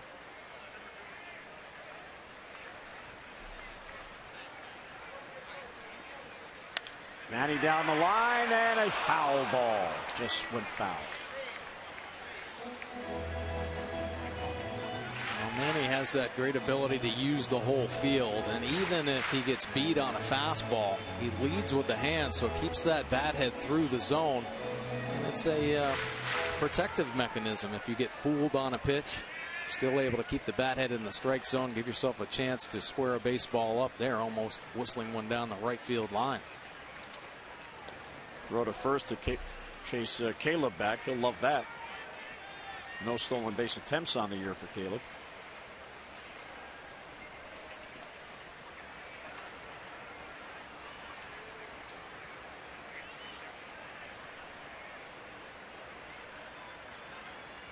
Oh, Manny lays off. It's 1-2. Dan Otero was born in Miami, now lives in Arizona. A lot of the players that play for the West Coast teams relocate to Arizona where the spring training is, so they can spend some extra time at home during spring training. Ground ball to third, could be 2. Valencia, the second one. Laurie back to first, and a double play, and a real good slide by Caleb Joseph. So that'll end the inning as the Orioles get a walk, but none left. We're through 4 at Camden Yards. The O's with a 6-2 lead.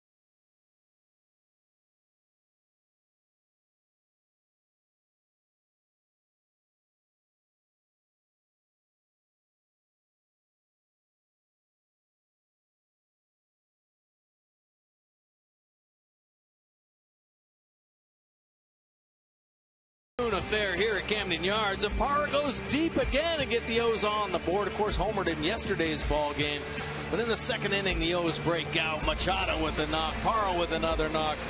They put a big crooked number on the board. 4 runs in the second, and Adam Jones, yeah, he's getting hot as well. Deep into the Orioles bullpen. Remember, Geico, 15 minutes could save you 15% or more on car insurance. Visit geico.com for a free rate quote. Showing their muscles. Get a lot of families for the day games. Good to see. Bring the kids out young and they become fans for life. Well, the success the Orioles have had the past few seasons have brought a lot of young fans back into the game. 36,000 plus on Friday night. Last night was a sellout, 44,000 plus. Billy Burns against Chen takes ball one outside. Top of the lineup, Coco Crisp and Danny Valencia.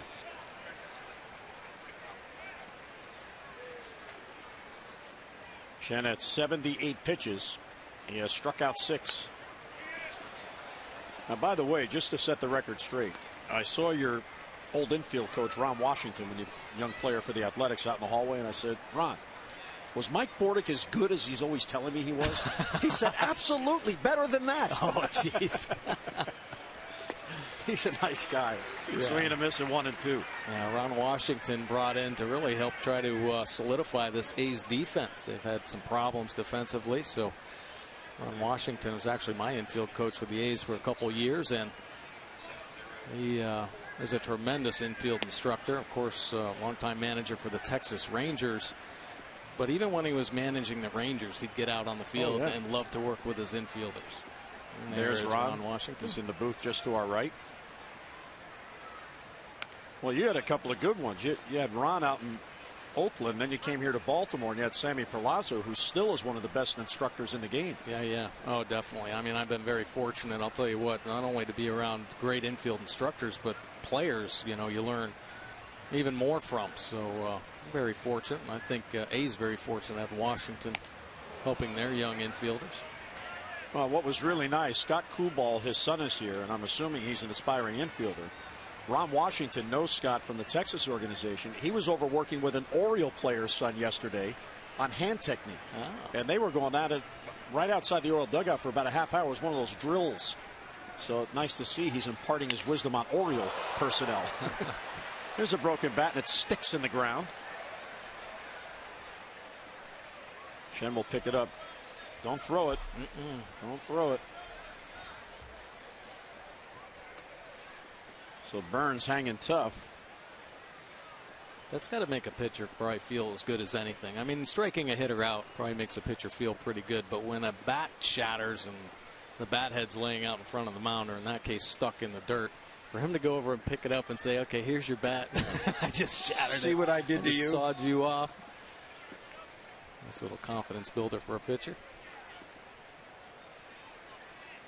3-2 count. Chen has allowed 2 runs on 6 hits. He's had 1 3-up, 3-down inning. That was in the 3rd.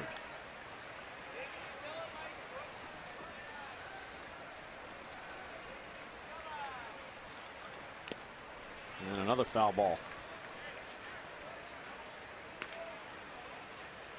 Burns is from Marietta, Georgia. He played in college at Mercer University. And then a 32nd round pick of the Nationals. You like to see guys in those lower rounds make it to the bigs. There's a bloop. Chen's going to call, and he's got it. He is a real good fielder, and he took charge there and won away, so Chen wins that battle.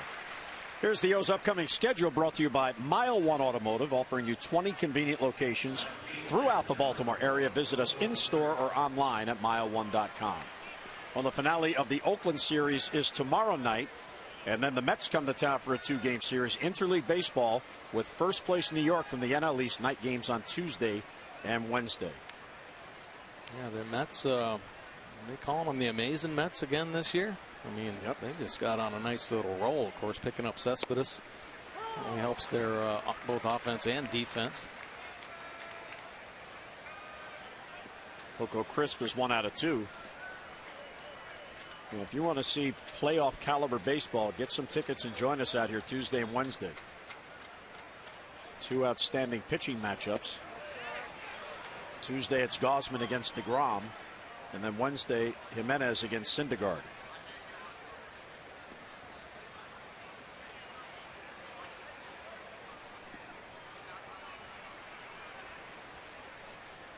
Here's the 1-1 to Crisp. High fly ball to left. Urrutia is back on it.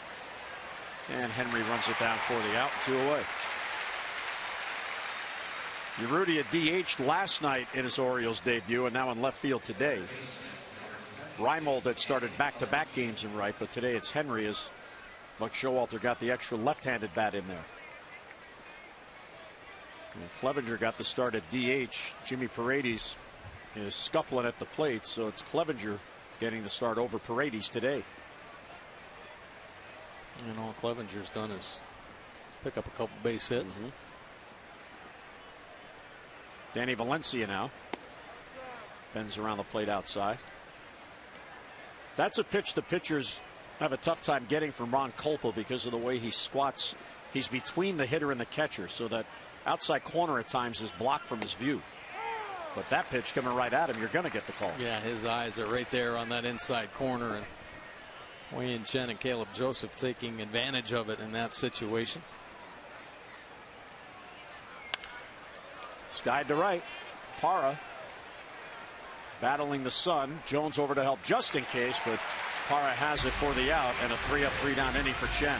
Our Mazda do-ups: Parra, Jones, and Davis, 2, 3, and 4 for the O's.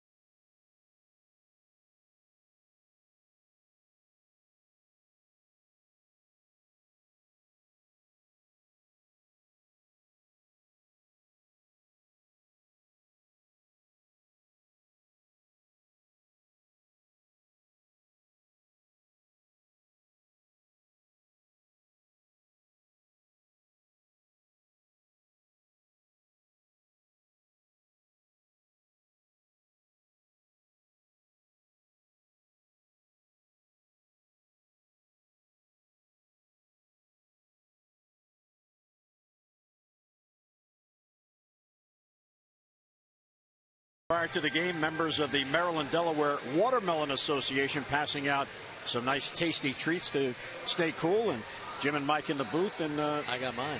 That's your seventh piece of watermelon so far. Well, that's a good snack on a cool day. Well, you're getting on all the hot dogs. I'm going to have the watermelon. Well, what a game for the Orioles. They score in their first 3 at-bats. Drama the first 2 games. Today they get Chen an early lead. Yeah, I think that's really important for Wei-Yin Chen, especially, for this offense to stay consistent, stay hot, hitting the long ball once again. Parra's come through in this ball game, and Wei-Yin Chen really starting to settle in and pitch very well. And here is Gerardo Parra.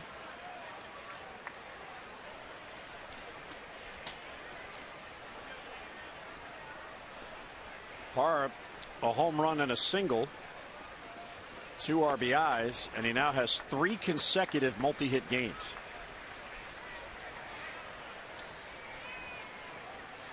He's settling in here facing Dan Otero, who came on and got a double play to end the 4th inning.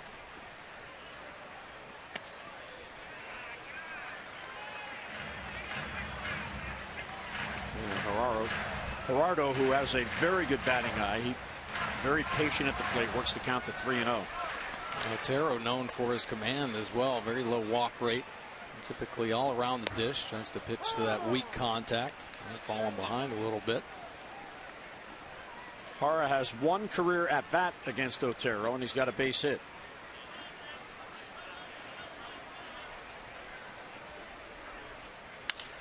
And he's got another base hit and a 3-for-3 game as he goes with the pitch, and a nice line drive single in the left center field.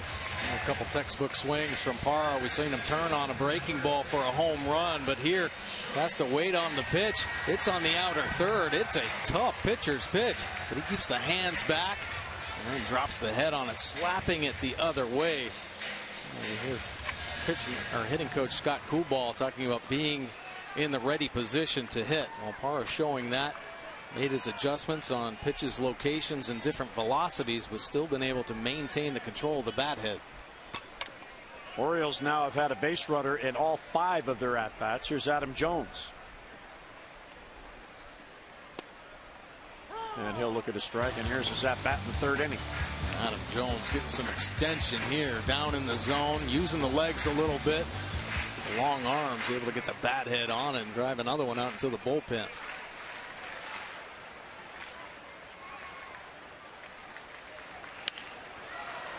Off the end of the bat to center field. Burns charging in on it, and that ball diving, trying. It's a base hit.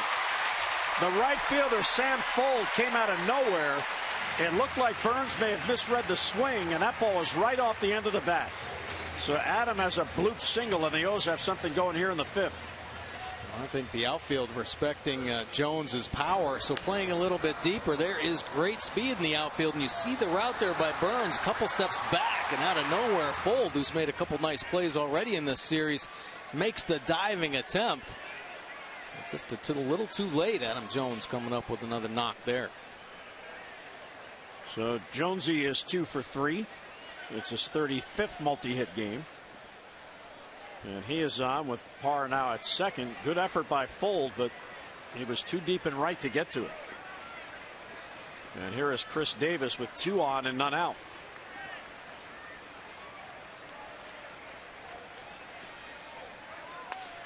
The other way, softly hit. That's going to fall, base hit. Being sent as Parra. He's going to score easily as Chris will play it into 3rd. 3 consecutive singles get another run. And the O's lead is now 7-2. Well, when you see Chris Davis do things like that, here recently we have slapping singles the other way, understanding what pitchers are trying to do to him, not getting too big in a clutch situation with runners in scoring position. That kind of makes you think that Chris Davis could be a 300 hitter. He could drive in over 100 runs and hit 40 home runs. I mean, this guy is a beast right now, doing it all. A big tack-on run there, scoring Parra.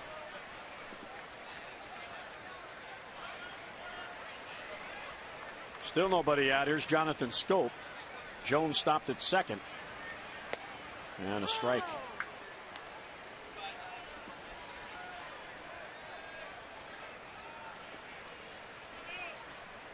Jonathan singled his first at bat, grounded out in the 3rd. He now has a 3-game hitting streak going. Line drive, base hit, right field. Jones will be held at 3rd as Fuld got to that one quickly, and he fires all the way through. Real good inning of hitting here. Parra went the other way. Jones went the other way. Davis went the other way, and now Scope goes the other way. Yeah, pretty impressive approaches here. Not trying to get too big. Letting the ball travel. Leading with the hands. Bat head staying above the hands and then just dropping it on it. And beautiful pieces of hitting here in this inning. So Scope is 2 for 3. His 13th multi-hit game. Kurt Young out for another visit. And the Orioles have the bases loaded with nobody out.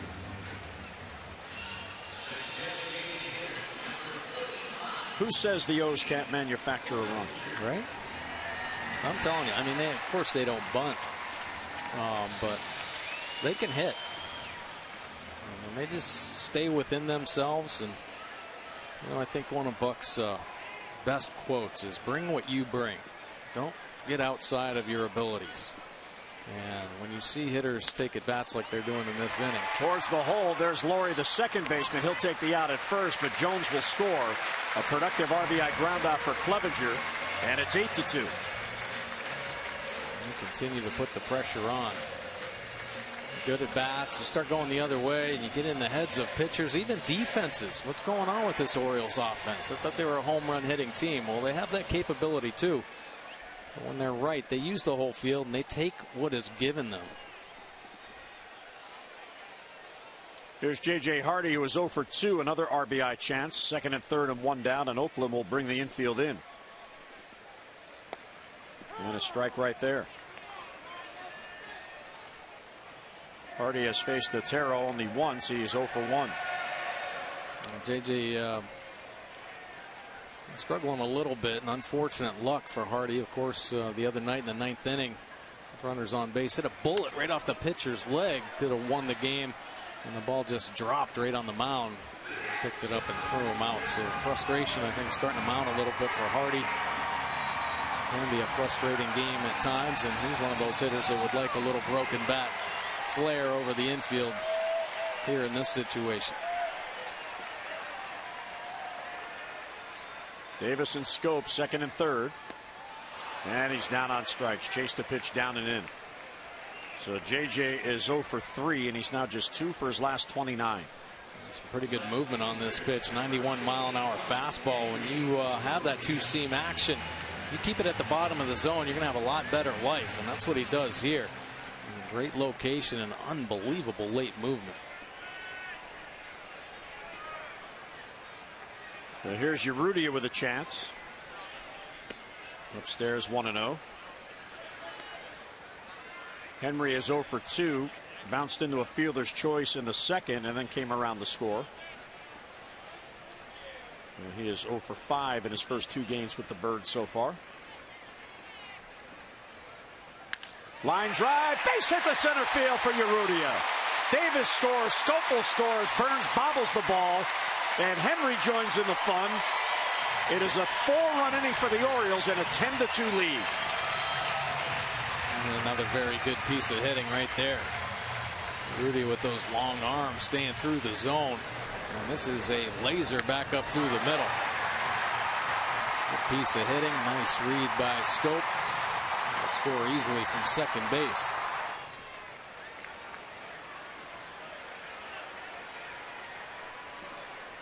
So Urrutia picks up a couple of RBIs. Second inning in this game, the Orioles have scored 4 times. They put 4 on the board in the second. And Chen with a plethora of run support today. You're right. Joseph fouls it off. Caleb is the 8th Oriole to bat in this inning. Edward Mojica's now getting loose.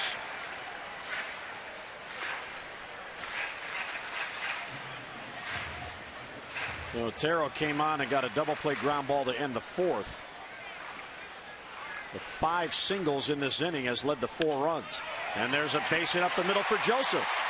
And Urrutia read it well. He's going to get to third easily.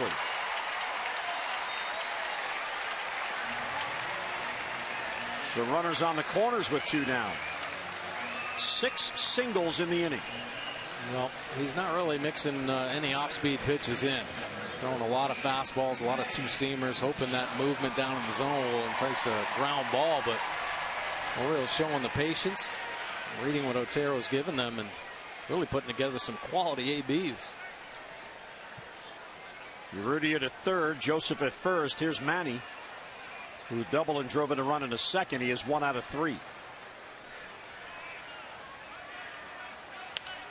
High pop-up off the end of the bat. Crisp was deep. Simeon out, the shortstop. And it falls in. Simeon couldn't grab it, and he's down. Joseph will score. Urrutia had scored. Third base was uncovered, but now they cover it up. So 2 more runs, and it's 12-2. That should have been the outfielder's ball. He just didn't get there. Simeon tried to play it and then didn't give up on it, and Crisp had to pull up. Yeah, some unfortunate miscommunication right there. Simeon saying, "Where were you?" You see Crisp sliding in. Big collision. Fortunately, both players able to walk back to their positions, but so dangerous when an infielder does not hear an outfielder. Coco Crisp obviously not loud enough to scare Simeon off the ball. Simeon ranging into the outfield. Now that's what an infielder's supposed to do. Go after the fly ball until an outfielder scares them off the ball. But not loud enough. A little too late. Causes that collision. Manny on second base. And a divot in the lawn. Outfield grass. Cole's not going to like that. And here's Parra, who started this off with a single. That, by the way, has been ruled a double for Machado. So he gets 2 more RBIs in a 3 RBI game for Manny. And the Orioles have batted around Parra's second at bat here in the 5th inning. Parra is 3 for 3, 2 singles and a home run and 2 RBIs. Cued foul, and it's 0-2. 7 hits in this inning for the Orioles. And 2 on pop-ups that were blooped to the perfect spot. Right. Jones hit and the Machado hit. Location, location, location. 12 runs on 15 hits now in this game for the Orioles. The only inning they haven't had a hit was the 4th, and in that inning they got a walk to Caleb Joseph. Parra off the end of the bat. Burns has a play, and that one falls in. What's going on in the Oakland outfield? Here's Machado to score, and it's 13-2.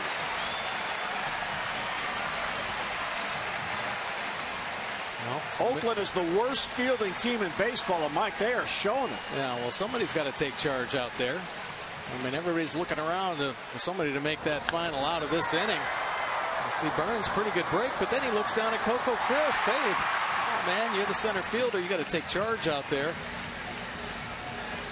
And this ball, once again, finding some outfield grass. So that'll be a double. Nobody touched it. An RBI for Parra. He's got a 4-hit, 3 RBI game. Otero done in the 5th.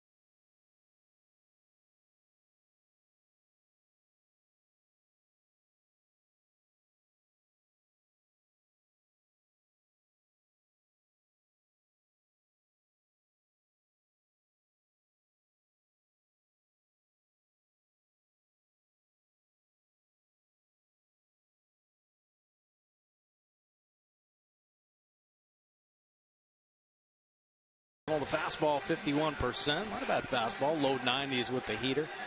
Breaking ball is a good slider, and the split finger, his bread and butter pitch. 4.63 earned run average. Have a save on the year. A couple wins, 24 punch outs, and 5 walks for Mojica. Opponent's hitting .290 overall. Giving up 7 home runs.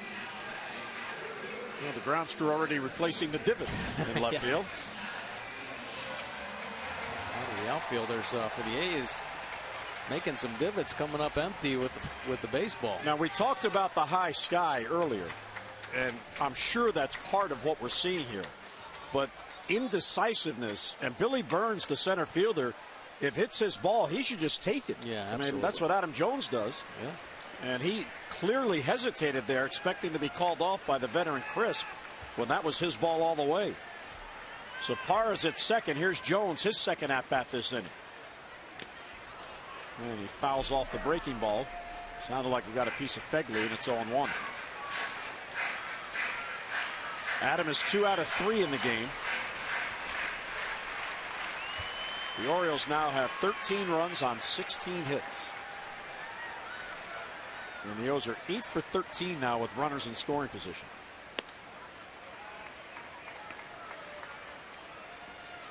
They brought the hitting shoes here this afternoon, but I think it's kind of been building here offensively. We touched on it earlier in the broadcast just about these walk-off wins and how it can really build the confidence and belief in yourself as a team.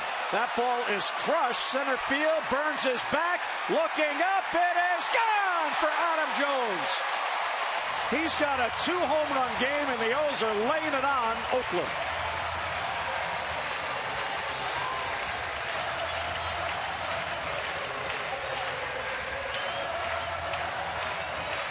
This is a pretty impressive display here. This Orioles offense, when it's clicking on all cylinders, they can do some tremendous damage. Adam Jones picking up his second home run of the day, 22 on the year for Jones. Third home run of the game, another $500 for our Maryland Lottery contestant of the game, Beverly Miller. Chris Davis pulls it down the line. That is foul. Yeah, thunder just keeps on it coming. Take a look at this pitch here. Up in the zone to Adam Jones. And oh my, hips and hands come through. And this is some solid contact once again. Landing zone, Orioles bullpen. Dan O'Day getting himself in a good position. Those guys better call it out there. Well, somebody's going to get hurt. Rudy Arias caught the first one Adam hit, so Darren O'Day joining in.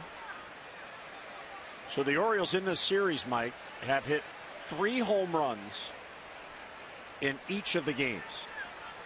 3 on Friday night, 3 last night, and 3 today. Parra has a homer. Jones has 2 homers. And it's a 9-run inning for the Orioles. And this inning should have been over long ago. This ball's hit to right field. Sinking. That's a base hit in front of Chris Davis.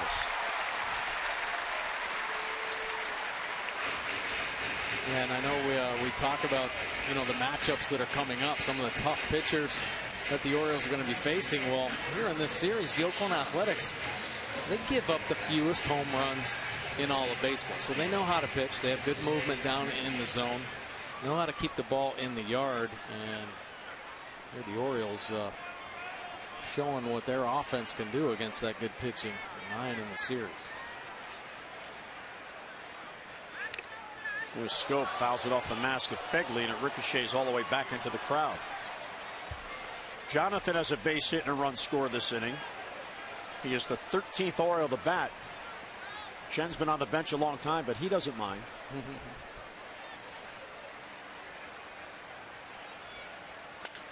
Softly hit toward short. Simeon gloves before it gets past him for a base hit, and for Oakland the inning is finally over.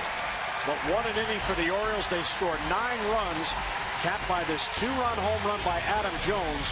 Jones a 2-home run, 3 RBI game, and the Orioles with a big lead at the yard.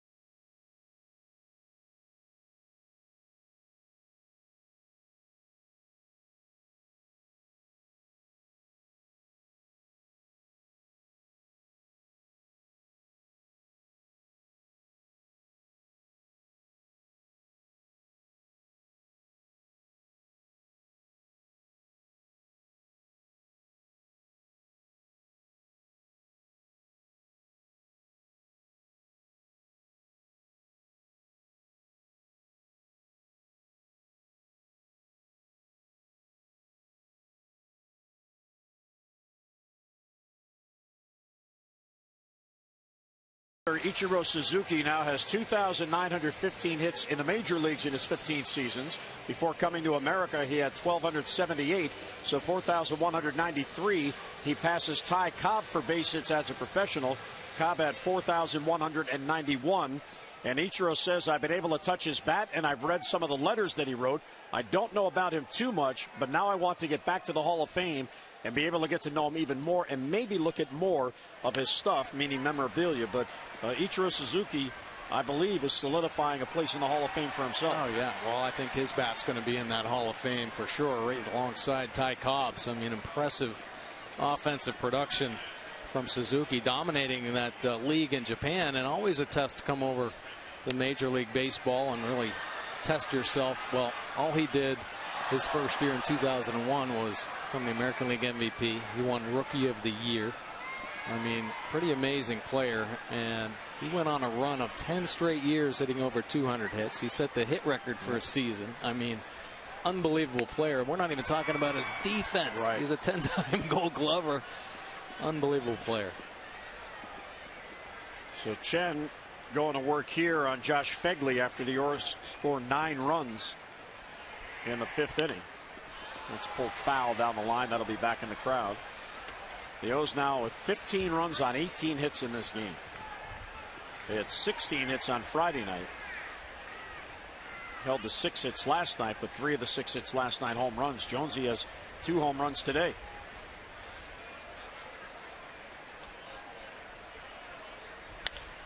Towards the whole base hit. Good job of hitting there by Phegley. Chen worked him away, and he just went with it. So Chen had retired 6 in a row. There's a leadoff single in the 6th inning. That's all you can do. I mean, in a blowout lead like this, just continue to take quality at bats.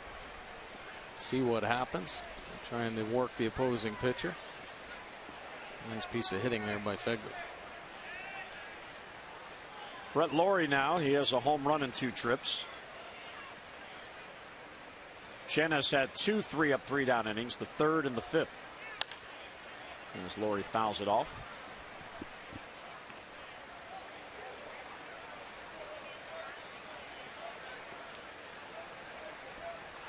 The Blue Jays still lead the Yankees 3-1. That game has gone to the 8th.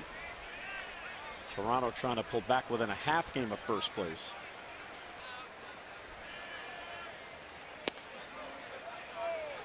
Both the Yankees and the Blue Jays have 64 wins. The Orioles are trying to win their 60th.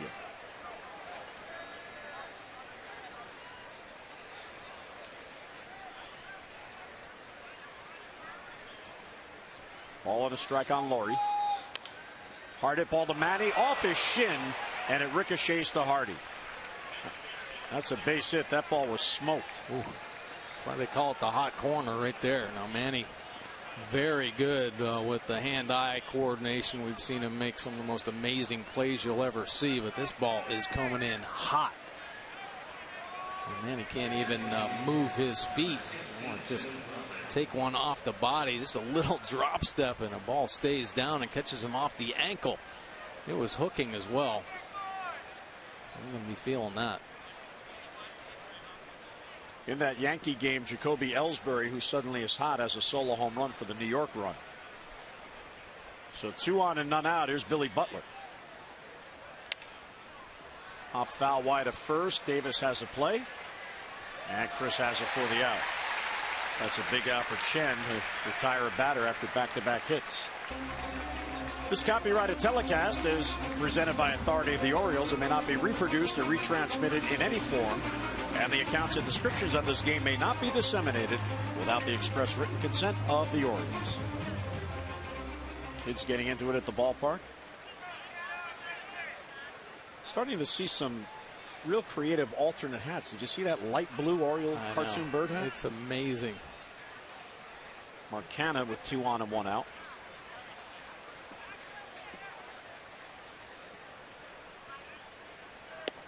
Strike 1 on the inside corner. Brian Mattis now getting loose. Hot day out there. Chen now at 102 pitches as he works in the 6th.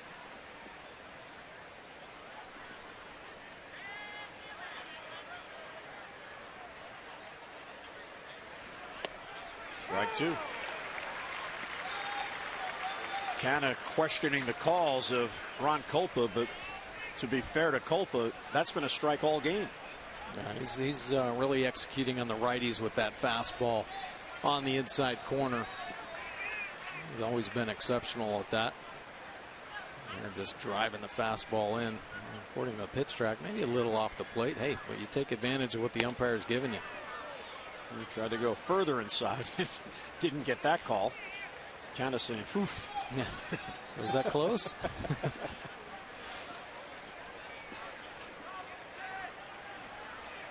Canna and Culpa now really getting at it.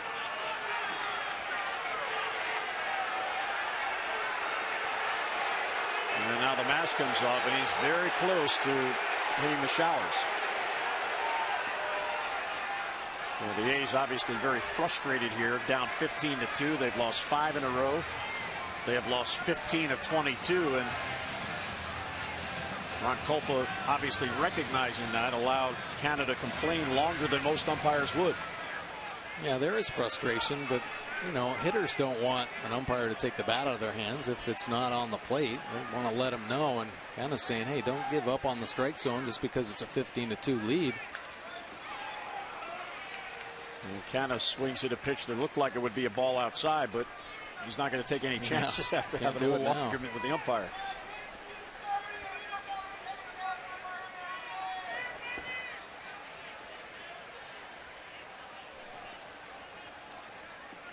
1-2 on Canna with 2 on and 1 out. And he fouls it back, so he's having a good at bat, prolonging the at bat after quickly falling behind. No balls and 2 strikes on back-to-back called strikes. Wei Chen coming into this ball game. It's nice to see him here pitching into the 6th inning after a couple tough first 2 innings. 22 pitches there, labored through, but he doesn't have his best stuff today. He's just finding a way. You know, Caleb Joseph's trying to get the most out of him. And a pop-up center of the diamond. Scope battling the sun. Infield fly rules called. Jonathan has it for the 2nd out. Canna is finally retired.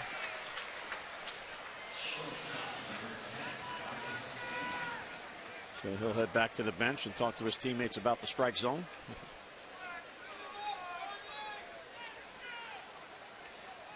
There's Marcus Semien, the shortstop. He is 1 out of 2 with a double on a ball that was sun-aided that Chris Davis called for in shallow right field and then missed it. Looked like he lost it in the sun.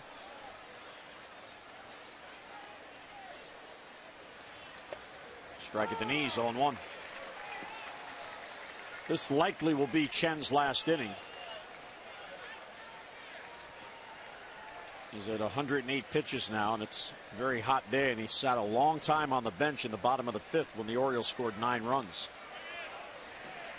Yeah, that would probably be the hardest thing, I think, for a starting pitcher, especially in the middle of the ball game when your pitch count is already up. I can see maybe early in the game, if it's a long inning, you can go into the and throw some pitches in the batting cage, just keep your arm loose. But that length of sitting in a bullpen and then come back out and expect to be as sharp as you've been, it's got to be hard. And pitchers actually, they practice that. They practice that in spring training when they have to throw their simulated games or even throw a side session. They'll throw 15 to 20 pitches, then just go sit on the bench for about 10 minutes and then go back out there. So they get their body in shape, but they're not used to these prolonged innings that go, a half hour, sometimes even longer. But they won't complain about it. No, they will not. 9 runs on his side. 0-2 on Semien. Upstairs with a fastball. Well, this critical 10-game homestand, so far so good for the O's. Dramatic back-to-back walk-off wins the first 2 games and 15 runs on 18 hits in this one. Ground ball foul outside of third.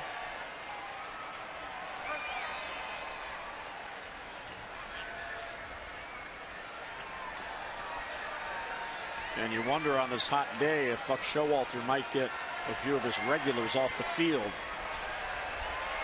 as this game progresses beyond the 6th inning.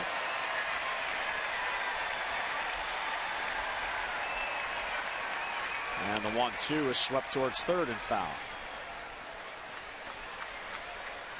Well, you know he'd like to get Manny out of there after a line drive off his ankle that you know is going to continue to stiffen up. J.J. Hardy could certainly use a day out there. He's been kind of grinding through it here recently.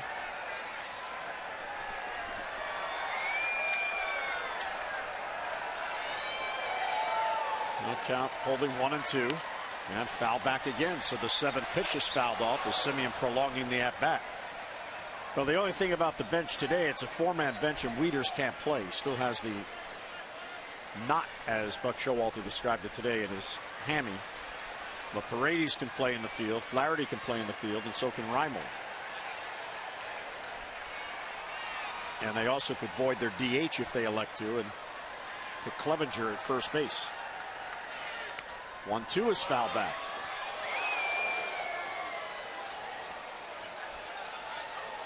Six foul balls in this at bat, and Simeon about to see a 9th pitch. 115 pitches. This will probably be his last batter, whether he retires him or not. First and second and 2 down. Breaking ball low, and he lays off. Count evens 2-2. Try. Some come up with a big strikeout earlier in the ball game after a steady diet of fastballs. Flip in that slow breaking ball. That one there, 68 miles an hour, but Simeon would have recognized it soon enough. And he got him. Finally got him on an off-speed pitch. And that is an out. As Ron Culpa says, here's our Honda do-ups, Clevenger, Hardy, and Urruti as we head to the bottom of the 6th.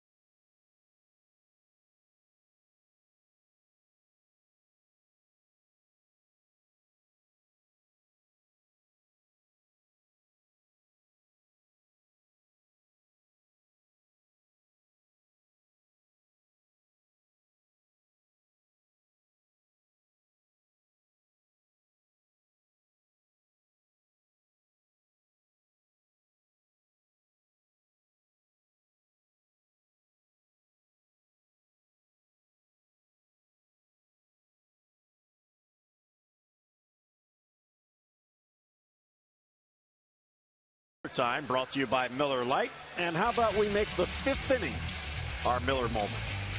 It was pretty impressive. I mean, the Orioles put on a show, slapping singles all over the field, and then the A's defense started to let them down. And you give this Orioles offense a couple extra opportunities, then they're going to start doing some serious damage. Adam Jones with the home run into the bullpen. Pretty impressive offensive output there in the 5th inning. Everybody contributing. So the handshake to Wei-Yin Chen. And Buck telling a joke. He said, was that enough run support, Wei-Yin? And Wei-Yin said, yes, thank you very much. All right, let me ask you something. You could tell a secret now. When a manager told a joke, did you always have to laugh? Yes. I don't think Wei-Yin's going to say, Buck, that's not really that funny. Clevenger has another base hit. Why not? He is 3 out of 4, has an RBI, and he is on with a leadoff single.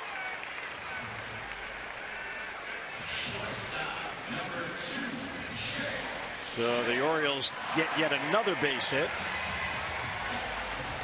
And our Maryland Live Casino inside the numbers. And Mike, I'll let you take this. Here's the in-game box score. And oh man, you wonder, how do walk-offs really help a team? Well, This is what it does. Builds confidence, makes everybody feel good, and there are some amazing numbers in this lineup, and almost everybody contributing to the hit parade. J.J. Hardy needs to get in there right here. Those have 19 base hits.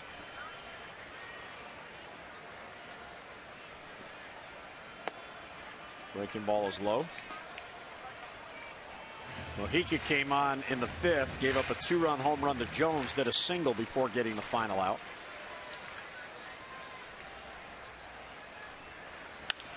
And a pop-up. Second baseman Laurie battling the sun, called off by Fold, and Fold has it for the out. So that time they played it correctly, and Fold had the better angle, and he took charge. On Wednesday, all fans at the game 7:05 against the Mets will receive a Manny Machado, Jonathan Schoop Handshake Orioles t-shirt. You can celebrate the young star's signature on-field greeting. It is a fun addition to your Birdland wardrobe. So get your tickets and come on out and join us. Orioles.com or 888-848-BIRD. And that game on Wednesday against the Mets, Ubaldo Jimenez against Noah Syndergaard. You can see one of the top young pitchers in the National League. Urruti, a slow ground ball to second. Laurie has just one play at first as Clevenger slides into second base. For every Orioles walk, Care First Blue Cross Blue Shield contributes $50 to support the March of Dimes. The O's have drawn 278 walks for $13,900. Care First Blue Cross Blue Shield encourages each of us to take that first step towards a healthier and a more active lifestyle.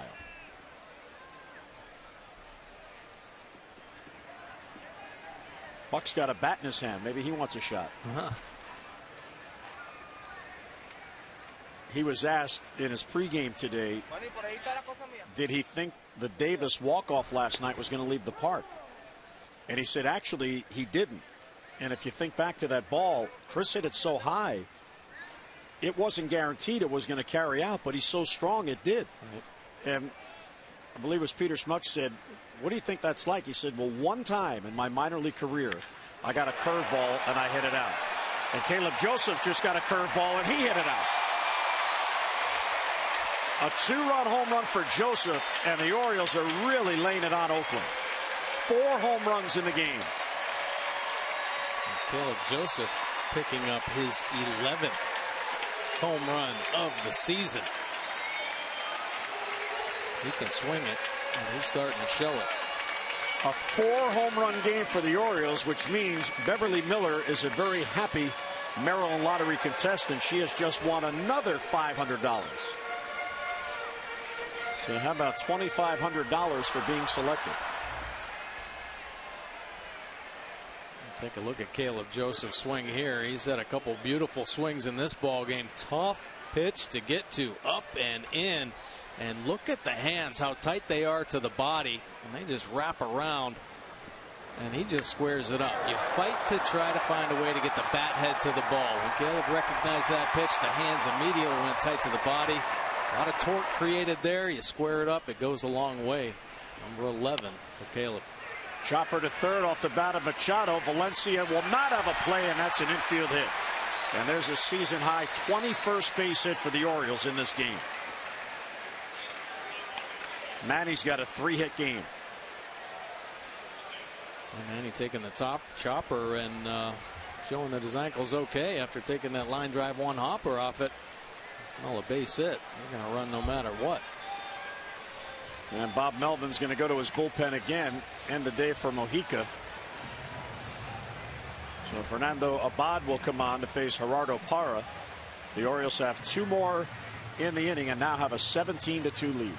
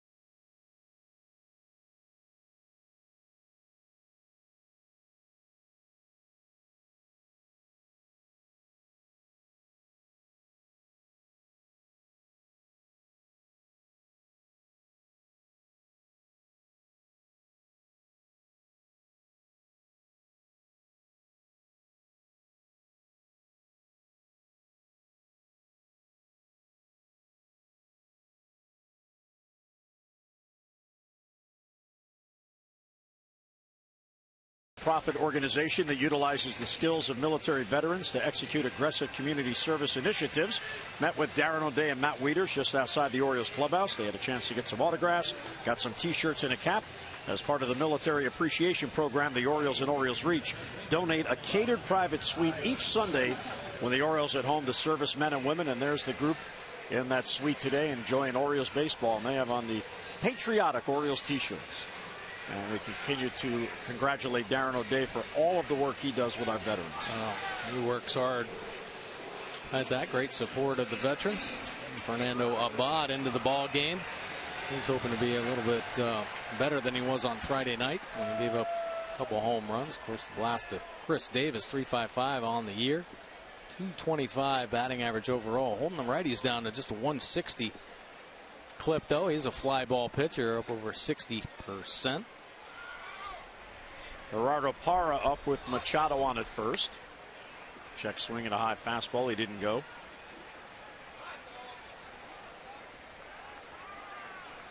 Parra 4 for 4. He has raised his Orioles batting average from 236 to 288 since the game began.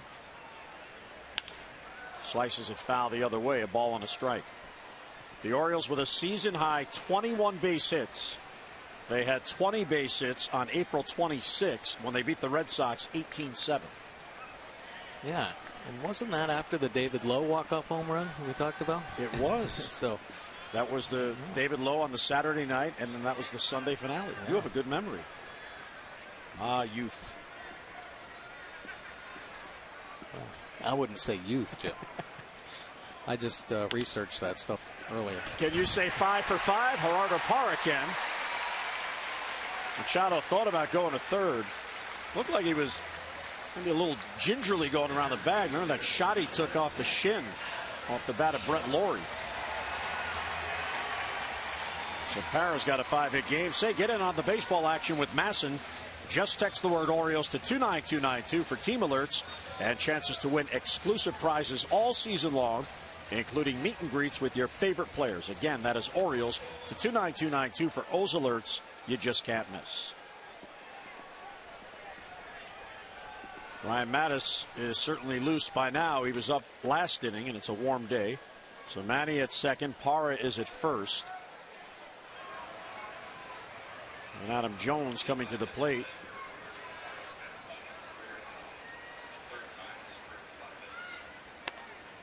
And there's a strike, and we are told by Orioles PR that is a career-tying 5-hit game for Parra. Third time in his career he's had a 5-hit game. Orioles are 10 for 15 in this game with runners in scoring position. Another chance here. Check swing, and he went too far. Adam 3 out of 4. He has hit 2 home runs. And he has a 3 RBI game. So for Jonesy, it's his 17th multi-RBI game.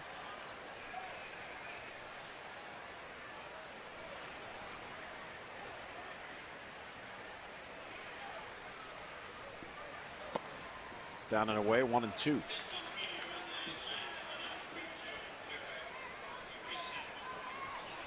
Bod, the pretty good fastball. You see it 91 and 95 with the heater. He got off to a really rough start this year. Those 20 appearances were just horrendous. Settled in, though, started pitching much better. Went on a nice little run before starting this series. 12 appearances where he didn't give up a run, but on Friday night, Chris Davis, a 2-run shot. A couple runs on the board against him. Well, Flaherty's going in somewhere. He's got his glove. He's flexing his arm. For Adam, it's the second time this year he's had a 2-home-run game. He also had 2 home runs against the Nationals on July 12th, which was the last game before the All-Star break. Good cut. He fouled it off on a piece of Fegley. He's had a long day behind the plate. Took it right off the chin. Good fastball, good pass by Adam Jones, right over the top of the glove and squares him up. Boom. Didn't even stagger him, though. Just wants another ball from the umpire. Say, let's get this going. This is going to turn out to be a long weekend for the Athletics in Baltimore. 1-2 is inside. They arrived here Thursday night. They had a day game in Toronto. night game, day game today, and this is a holdover series, and the finale tomorrow night for Bob Melvin's team means they sit around all night tonight. Of course, they can go out and enjoy a nice dinner, but the getaway day is not until tomorrow. Then they have to fly home. So after the game tomorrow, they can enjoy a 3,000-mile flight.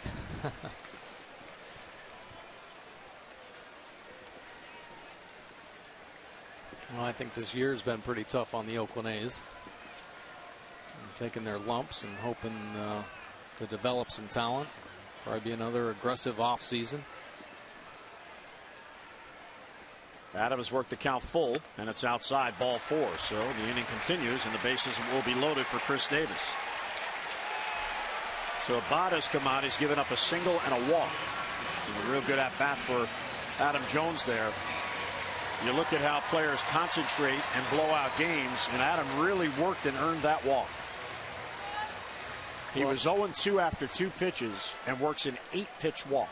One of the hardest things in games like this is to not give away at bats. You still have to be a pro. Pitcher still has to execute his pitches, and you just can't go up there hacking, because you will find that you'll get out of your swing. You'll lose your focus and concentration when you try to reach back and get it the next day. It won't be there. So you got to keep lock in, see the ball well, let it travel.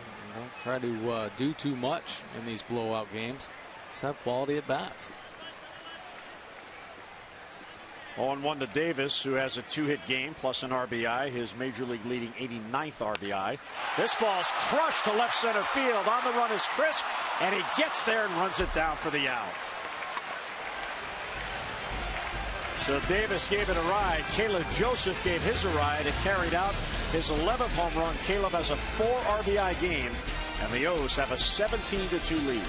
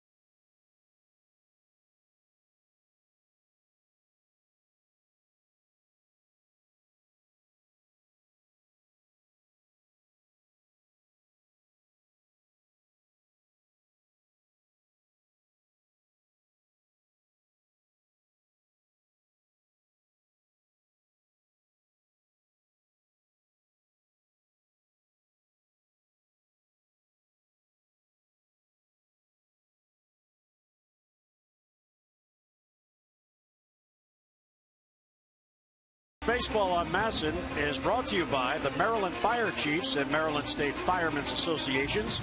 Email mdfirevolunteer@gmail to volunteer with your local fire, rescue, and EMS. 17-2 lead. The Orioles with a season high 22 base hits, and we head to the 7th. And the day is done for Wei-Yin Chen. Yeah, 6 innings of work, and took him 117 pitches. That's a season high amount. And you see he's working the fastball a little bit more today. He's got to work it in and out. Of course, spotted the big lead. And here now in the 7th, Brian Mattis taking over. Fastball 55% of the time. Big curveball 31%. The change 14% of the time. Brian Mattis been on a nice little roll. That earned run average continuing to come down. 2.39 right now, holding lefties to just a 141 batting average. Sam Fuld will lead it off for the Athletics. There's a strike. Ryan Flaherty is now in the game. Takes over for J.J. Hardy at shortstop. So 1 substitution off the bench. 2 more if Buck elects to do that. He still has Paredes and Nolan Reimold available. There's Evan Scribner getting loose.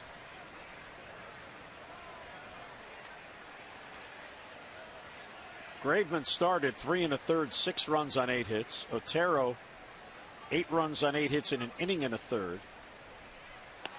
And strike 3 called. And Mojica 3 runs on 5 hits in an inning. And pulled down on a nasty breaking ball from Brian Mattis. 3 pitches, some quick work there. You see the little buckle of the knees. Ball drops in on that outside corner for strike 3.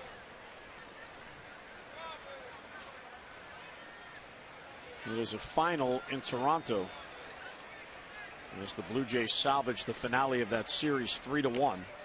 Burns fouls it off into the glove of Caleb Joseph. So Toronto pulls back within a half game of the Yankees. New York is 64-52. The Blue Jays are 65-54. Toronto has played 3 more games than the Yankees. So the Orioles, with a win here, will move 4 games out of first place in the division with their 60th win. Luis Severino, the rookie, went 6 strong innings, 3 runs on 5 hits. Hutchison, a little better for Toronto, 1 run in 6 2/3. This is going to be an interesting September in the AL East. Tampa Bay is also still hanging around, but their hitting has been so inconsistent. They're back to 500, having lost back-to-back games in Texas. They are tied 3-3 in Arlington in the 3rd in that game today.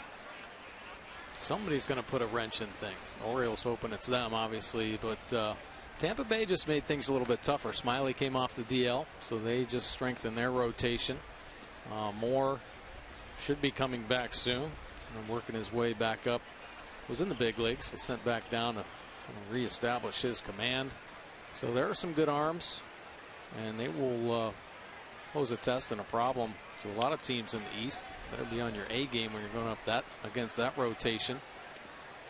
But it is going to be a fun September. The fun is starting right now. Actually, I think everybody's starting to get in that postseason mode where every game matters, every pitch is starting to matter, and everybody's crunching the numbers, finding a way that their team is going to make it into the postseason. And a swing and a miss. Good off-speed pitch down and away. So Mattis gets back-to-back Ks to begin the 7th. Well, Brian Mattis moved to the bullpen. He's always very effective against lefties, but getting back to this changeup going to help him have success against the righties. A beautiful change from Mattis, of course, one-time starter, has the full arsenal. And when that change is going, he's very effective against the right-handed hitters. Coco Crisp is 1 out of 3 with a double in the 1st inning. And a swing and a miss. Well, the Orioles are in this very important stretch, playing the 33 consecutive games outside the division before they get back into division play when they play Tampa Bay following the next road trip. That series will begin here on August the 31st against the Rays. It's a 3-game series. And with a win here today, the Orioles will be 12-7 through 19 of those 33 games. So they're beginning to do exactly what they need to do. The only little blip was the 4-5 road trip when they lost the finale of the rubber games in both Anaheim and Seattle. But still 12-7 in the first 19 games, and there's a blue pip by Coco Crisp. Just served it in the left field for a 2-out single. Now get ready to show your orange from head to toe on Friday as the first 20,000 fans 15 and over at the game against Minnesota at 7:05 will receive a pair of Orioles high socks. So make a fashion statement and enjoy a great night of Orioles baseball. Tickets are going fast for that final weekend series of the homestand, so don't delay. Get online, Orioles.com, or call 888-848-BIRD. Adam has on the black high socks today. Adam leads the team in different looks with his socks. He really gets into it.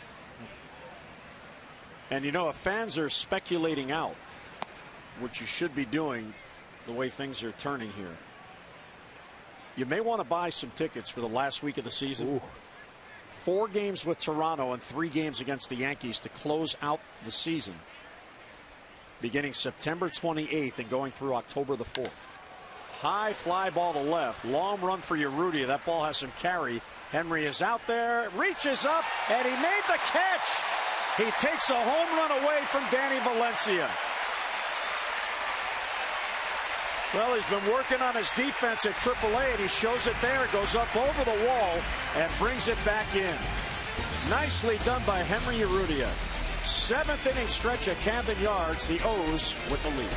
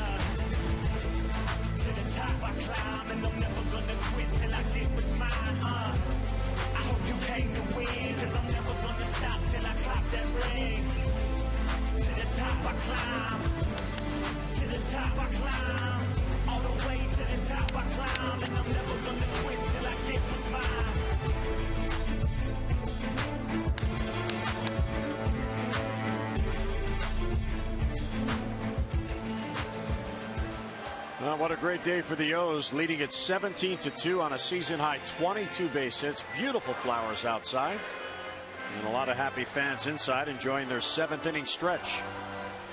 As the O's are 6 outs away from making it 3 straight wins over the Athletics, assuring a series win and setting up a chance for a 4-game sweep tomorrow night. And here comes Evan Scribner on for the Athletics. Yeah, we've seen Scribner here in this series. Loves the fastball 72% of the time. Throws it in the low 90s. Also has a curve and a change to go along with it. 3.71 earned run average. 57 punch-outs, just the 4 walks in 53 1/3 innings of work for Scribner. So all over the dish. Fly ball pitcher, 59% of his outs in the air. And of course leads to home runs at times. 11 given up by Scribner.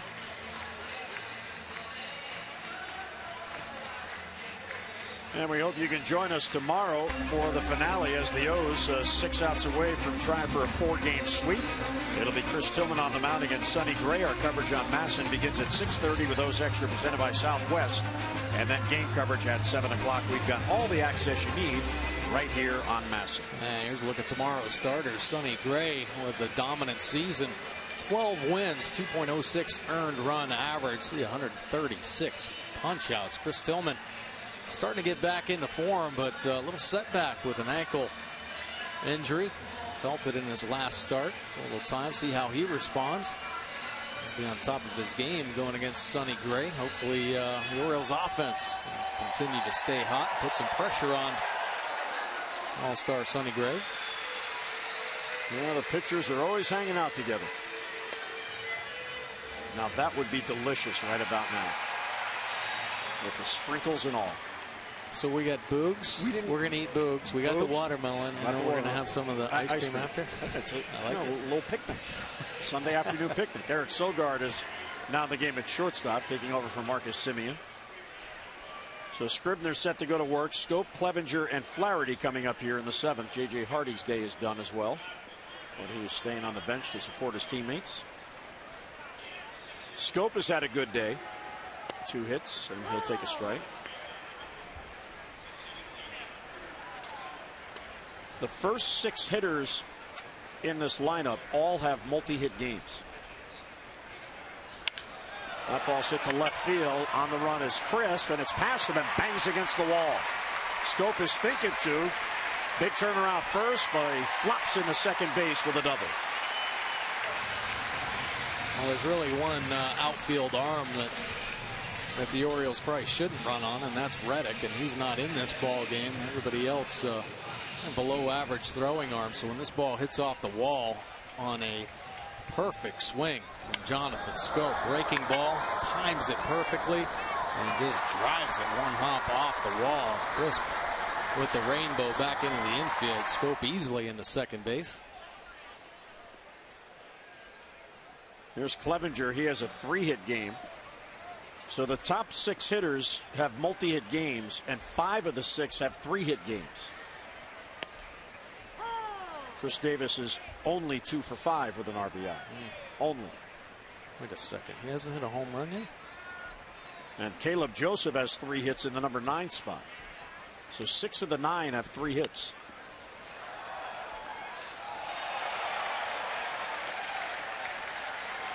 Clevenger has 3 hits, and his RBI came on a groundout. Falls behind 0-2. Jason Garcia now getting loose for the O's. Good game for the rookie to get some work. And another base hit for Steve Clevenger. Scope will be held at third by Bobby Dickerson. A gentlemanly hold there. So Clevenger is 4 for 5. He has put on some good swings today. That's what he needs to do. Continue to hit. Picking out 4 knocks. Now the way hits are flying off the bats, this is a good game for Ryan Flaherty to get into. A good spot to break his 0 for 33. And there's Ike Davis, the first baseman, getting loose in the bullpen. It doesn't appear that Bob Melvin wants to use another pitcher. Davis looked like he had pretty good form there. Ryan Flaherty's last hit was July 24th at Tampa Bay. And fouls it back.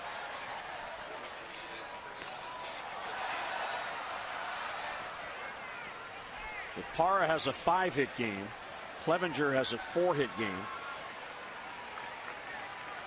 Machado, Jones, Scope, and Joseph have 3-hit games. That's pretty good.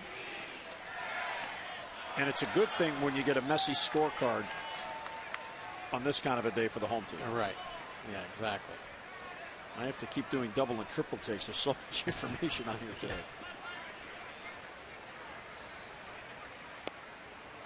Breaking ball, and Ryan takes for a strike.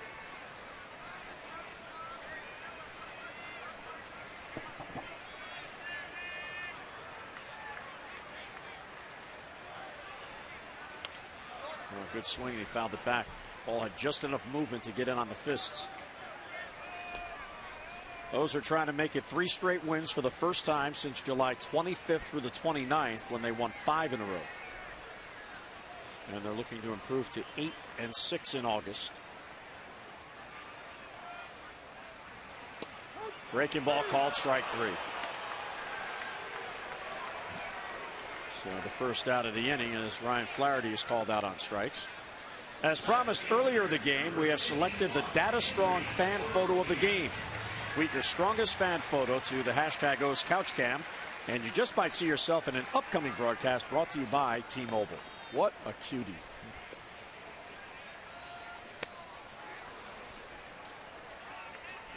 I remember when Allie was small like that, Bonnie used to put those bandanas, or probably calling it the wrong thing, but Allie used to wear those things. Yeah, I hope my wife isn't watching the game. She likes those little babies. Well, she's here though, right? That's right.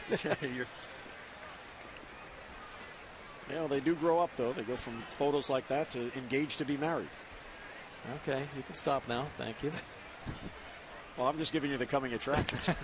And a base hit off the glove of the first baseman, Canna, for Henry Urrutia. And here is Scope to score, and heading to third is Clevenger. So Henry Urrutia has a 2-hit game. He now has 3 RBIs. When he was brought up, he was the hottest hitter at AAA. So the O's brought him up to give him a chance, and he is delivering today. And take a look on the breaking ball. So you're going to do a lot of things right to hit the Scribner breaking ball. And here, the long arms connects to that ball. It's probably 2 or 3 feet out in front of the plate. And a big advantage when you have that length. He's able to put it hard in play, come up with a base hit. So the only Oakland pitcher who has not allowed a run was Abad, who did allow a single and a walk, but then got Chris Davis on that vicious line drive to left field that Coco Crisp caught.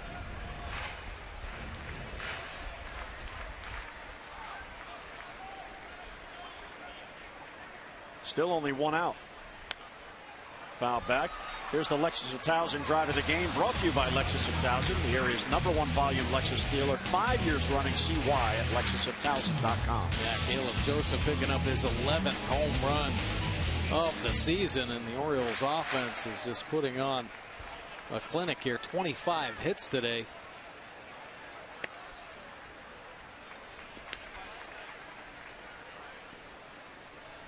William Reimold is now on deck for Manny Machado.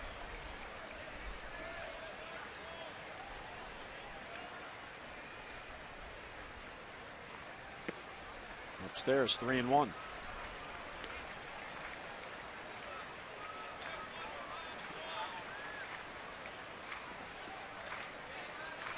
Caleb, another good at bat.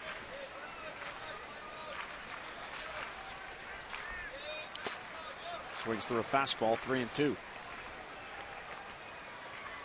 Pretty good heater. Now he can slow a hitter down with that curveball. He almost uses it like the change. 71 to 74 miles an hour, and then that 92, 93 looks much firmer. And down on strikes goes Caleb Joseph. So they finally retired him. He was 3 for 3 plus a walk. Once again, going with the good fastball, 92 miles an hour, located very well. Caleb just underneath it.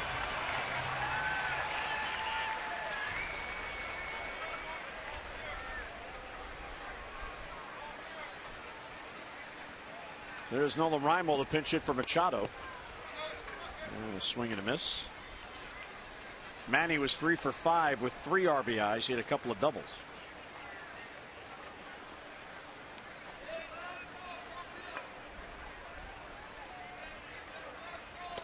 Breaking ball for a strike, 0-2. So we'll see some creative defensive maneuvering here as we go to the top of the 8th. Paredes could come on and go to third. Reimold could go to the outfield. We'll see how Buck Showalter plays it. He did remind everybody before the game that there are multiple players on this team, Clevenger, Joseph, Chris Davis, that play multiple positions. Right. And this is the kind of game you get some experience at it, get a couple of reps. Right. Challenge somebody and talk about it. Well, Adam Jones talks about playing shortstop every now and then. I don't think we're going to see that.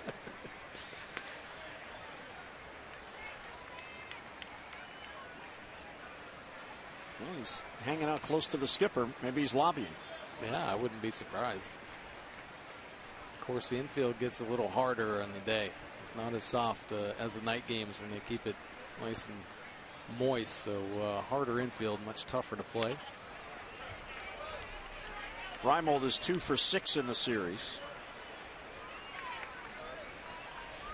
Time for a snack.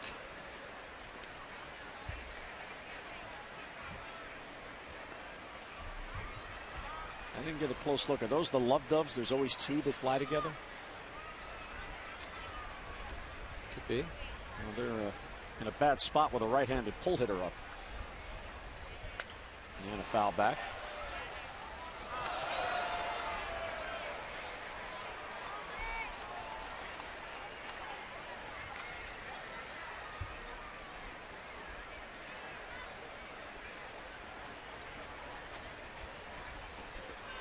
A lot of extended at-bats for the Orioles in this game.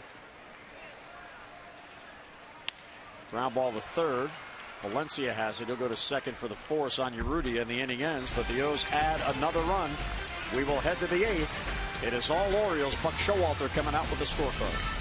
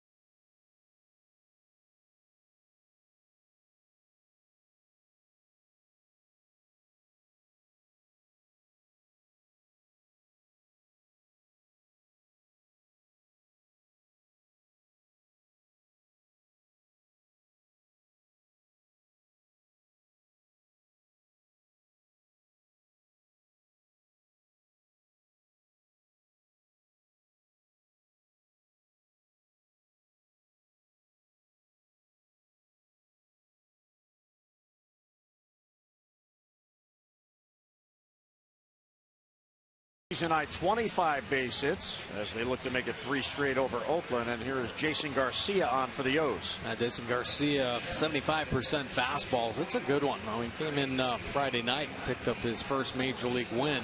So 94 with great movement, good two-seam movement. A tight little slider to go along with it. 5.17 earned run average. 8 punch outs. The command well off early on in the year. And some arm problems. A lot of time on the DL. Opponent's hitting just 200 though. That's pretty good. 188 for the lefties. Garcia, most of the summer spent on the disabled list. Outing on Friday night. Ridiculous movement on a 94-mile-an-hour fastball. Jimmy Paredes is now in the game at third. Manny Machado's day is done. Clevenger vacates the DH spot. He is at first.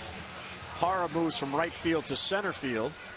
And Nolan Reimold, the pinch hit for Machado, is in right. And Parr reminding him about the sun. You saw him point to his glasses and point to the sky. He said, good luck, Nolan. To fight that the whole game. So here is Fegley. First pitch. Of course, they're going to test Paredes right away. High throw, but Clevenger goes up to get it. 1 away. Fans, you can follow the Orioles wherever you are with MLB.com @bat. It is the #1 app for live baseball. @bat is up to the moment at any moment with in-game highlights, live look-ins, replay reviews, radio broadcasts, StatCast, and more.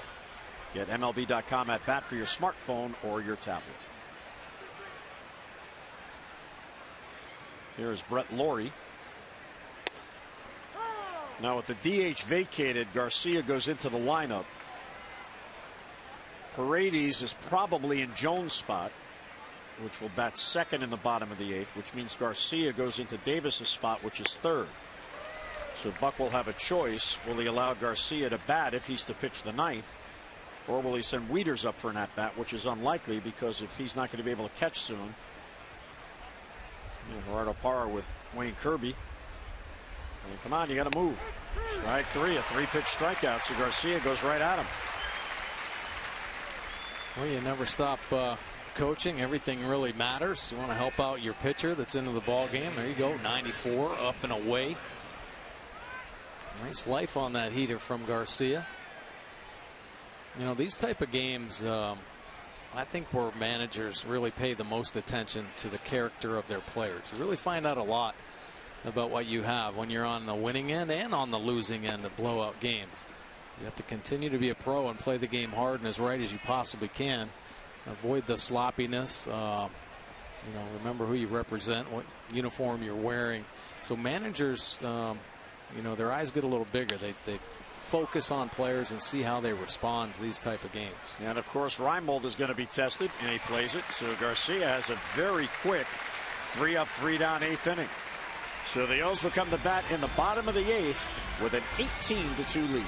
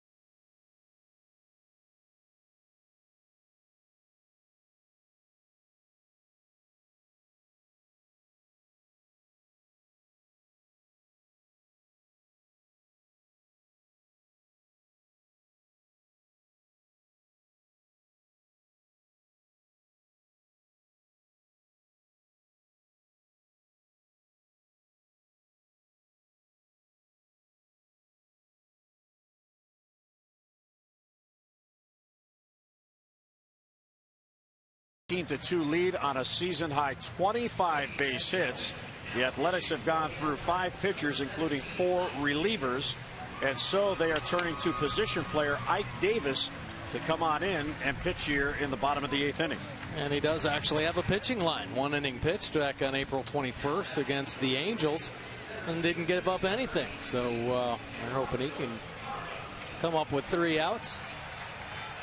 Save your bullpen, save the arms. It's unfortunate they have to use a position player in this situation. Obviously, most managers want to stay away from that. The risk of injury obviously increases. A different throw being on that pitching mound than on a flat surface on the field. I think adrenaline as well. When you step onto a big league mound, you end up trying to throw a little bit harder than you used to. And Parr is going to slice it to left. Chris was close, and he hauls it in for the out. So they finally retire Gerardo Parr, who was 5 out of 6. And a nice ovation from the Orioles fans. Now, Ike Davis was a pitcher in college. He pitched at Arizona State. He was also a position player there, which is where he really excelled. At a 349, in fact, as a sophomore, but he did pitch. He was a regular member of the Sun Devils rotation. And look out, Paredes swings through it.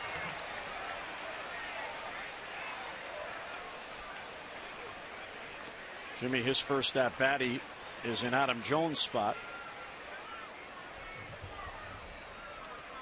Forgot to put the sticky stuff on there. And Jason Garcia is going to bat. He is on deck. The Orioles vacated their DH when Clevenger went into first base, so Garcia is in Chris Davis's spot.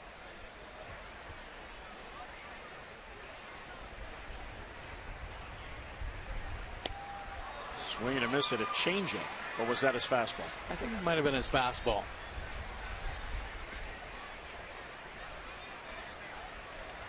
But there was some movement on that. A little fade to it. Oh, I like that. That was a real good looking pitch.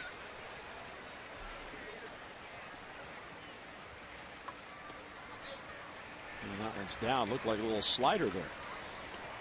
But again, he has pitching experience, so you know he at least has the feel for the pitches. And if you're going to have a position player go in, this is the kind of a guy you'd like. A guy that has some experience on the mound.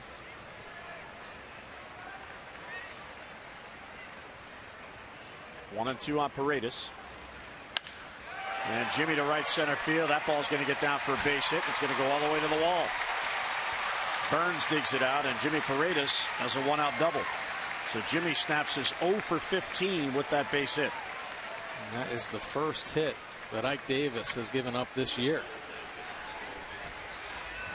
To that shutout inning against the Angels.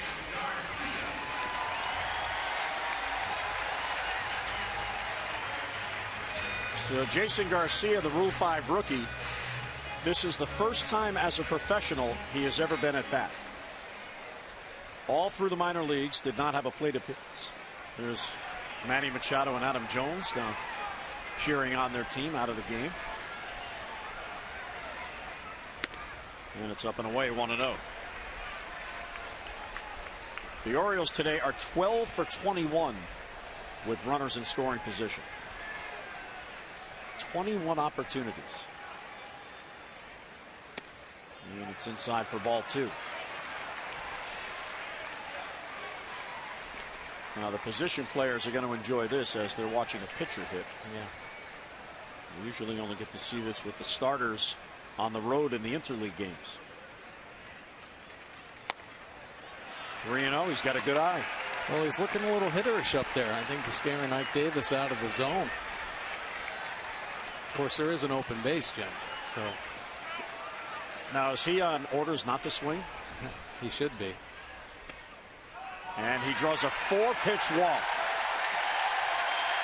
And applause from his teammates. First time at bat as a professional, he draws a walk. Wayne Kirby saying, okay, second base is that way. Right. I want him to bring out a jacket. Don't most pitchers, or at least they used to, bring the jackets out. So now he's got to run the bases. Here's Jonathan Schoop, first and second, and 1 out. Outside, 1-0.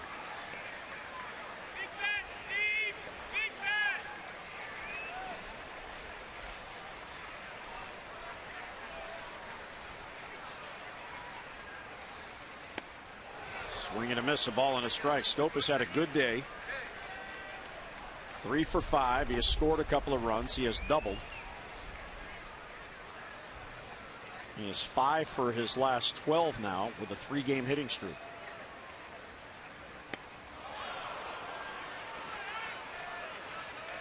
Swings through another one, 1-2.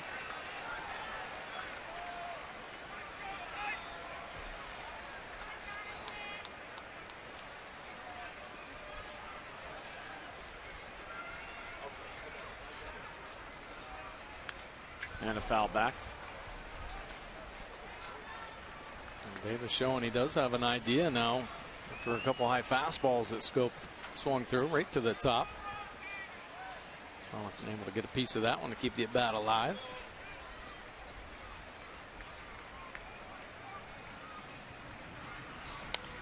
And Schoop fouls it off to prolong the at bat.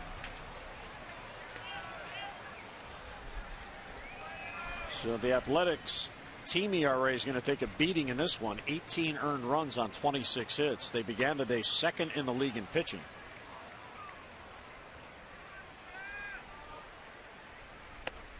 And Schoop goes down on strikes.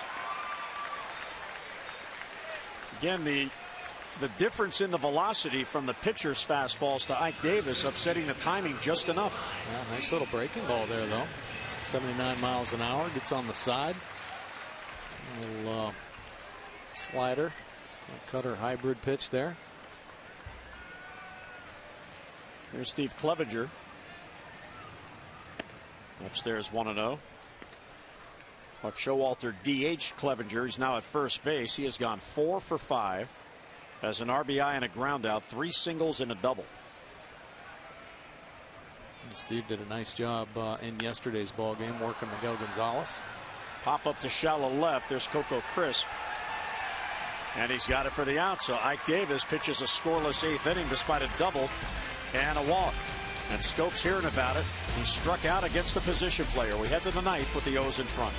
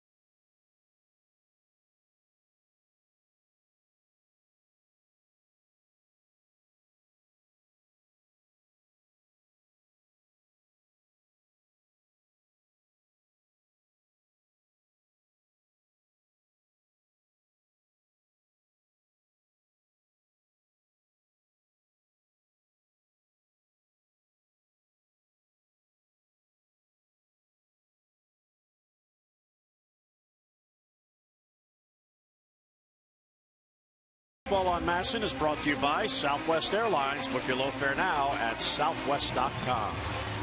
We're up there in the patio area. The kids always have a lot of fun.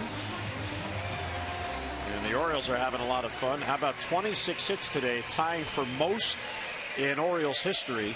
August 28th, 1980, against the then California Angels. The Orioles had a 26-hit game.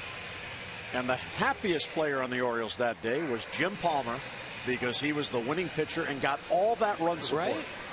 No, I thought he never got run support. Cakes knew when his turn should come up. Yeah, exactly.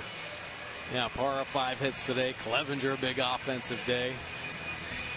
The Orioles bringing the thunder. Of course, the long ball really sparking them again. Parra getting the Orioles on the board first in the first inning with a solo shot.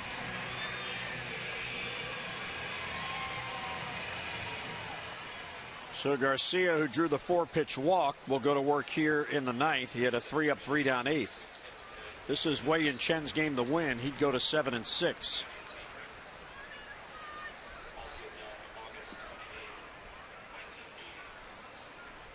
Here's Marcana leading off. First ball swinging, big chopper to third. Paredes backhands and then fires to get him. Wow. Nicely done on both ends by Paredes, and pretty good footwork there by Clevenger at first.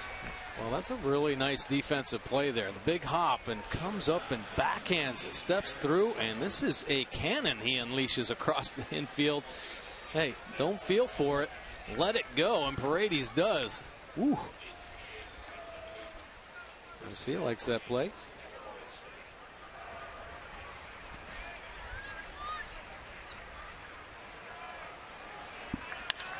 First ball swinging towards the middle. There's Scope. And he'll get it to first against Sogard. Nicely done. Boy, thrown across his body. Still gets a lot on. Well, he has incredible touch out there. One of the strongest arms you're going to see in the game. But when he has to, he can make a quick transfer, flip it over there accurately. Here is Sam Fuld, who drove it a run with 2 down. An RBI double in the second, which at the time tied the game 1-1.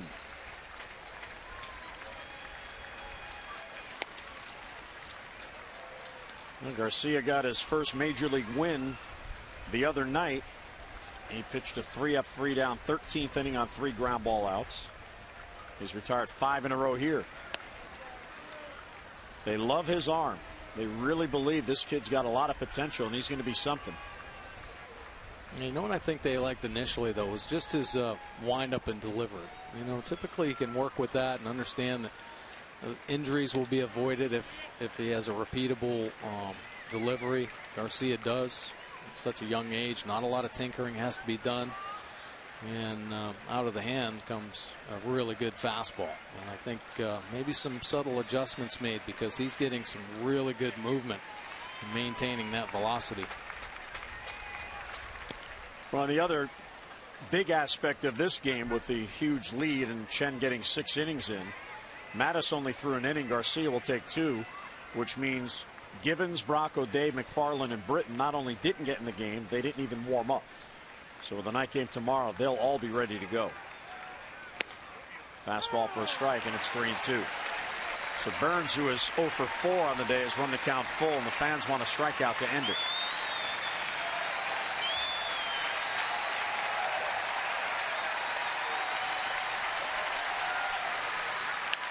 And he fouls it off to prolong it.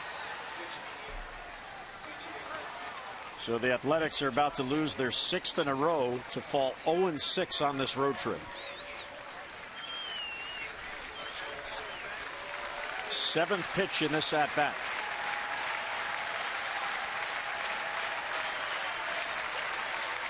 And he walked him. High fastball.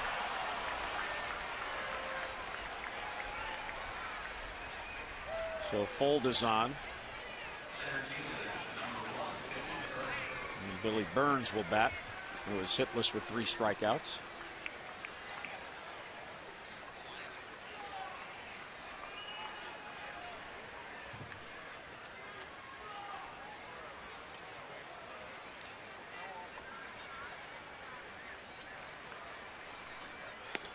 And then upstairs with a fastball. Texas now has a 5-3 lead on Tampa Bay. That game is in the 5th inning.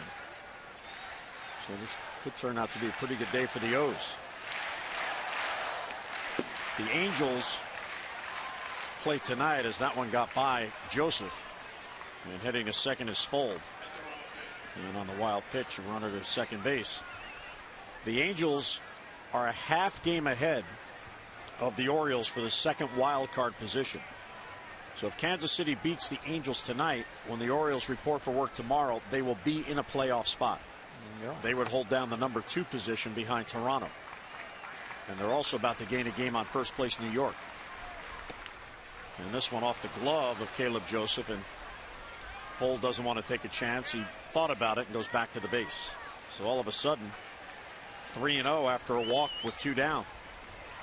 Yeah, just all of a sudden lost the command of that fastball. Shooting all over the zone here. The Orioles would become the 6th American League team to win 60 games.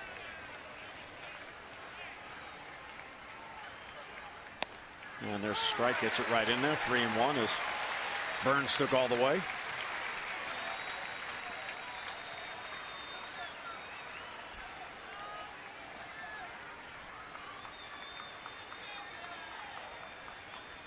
Three and 2.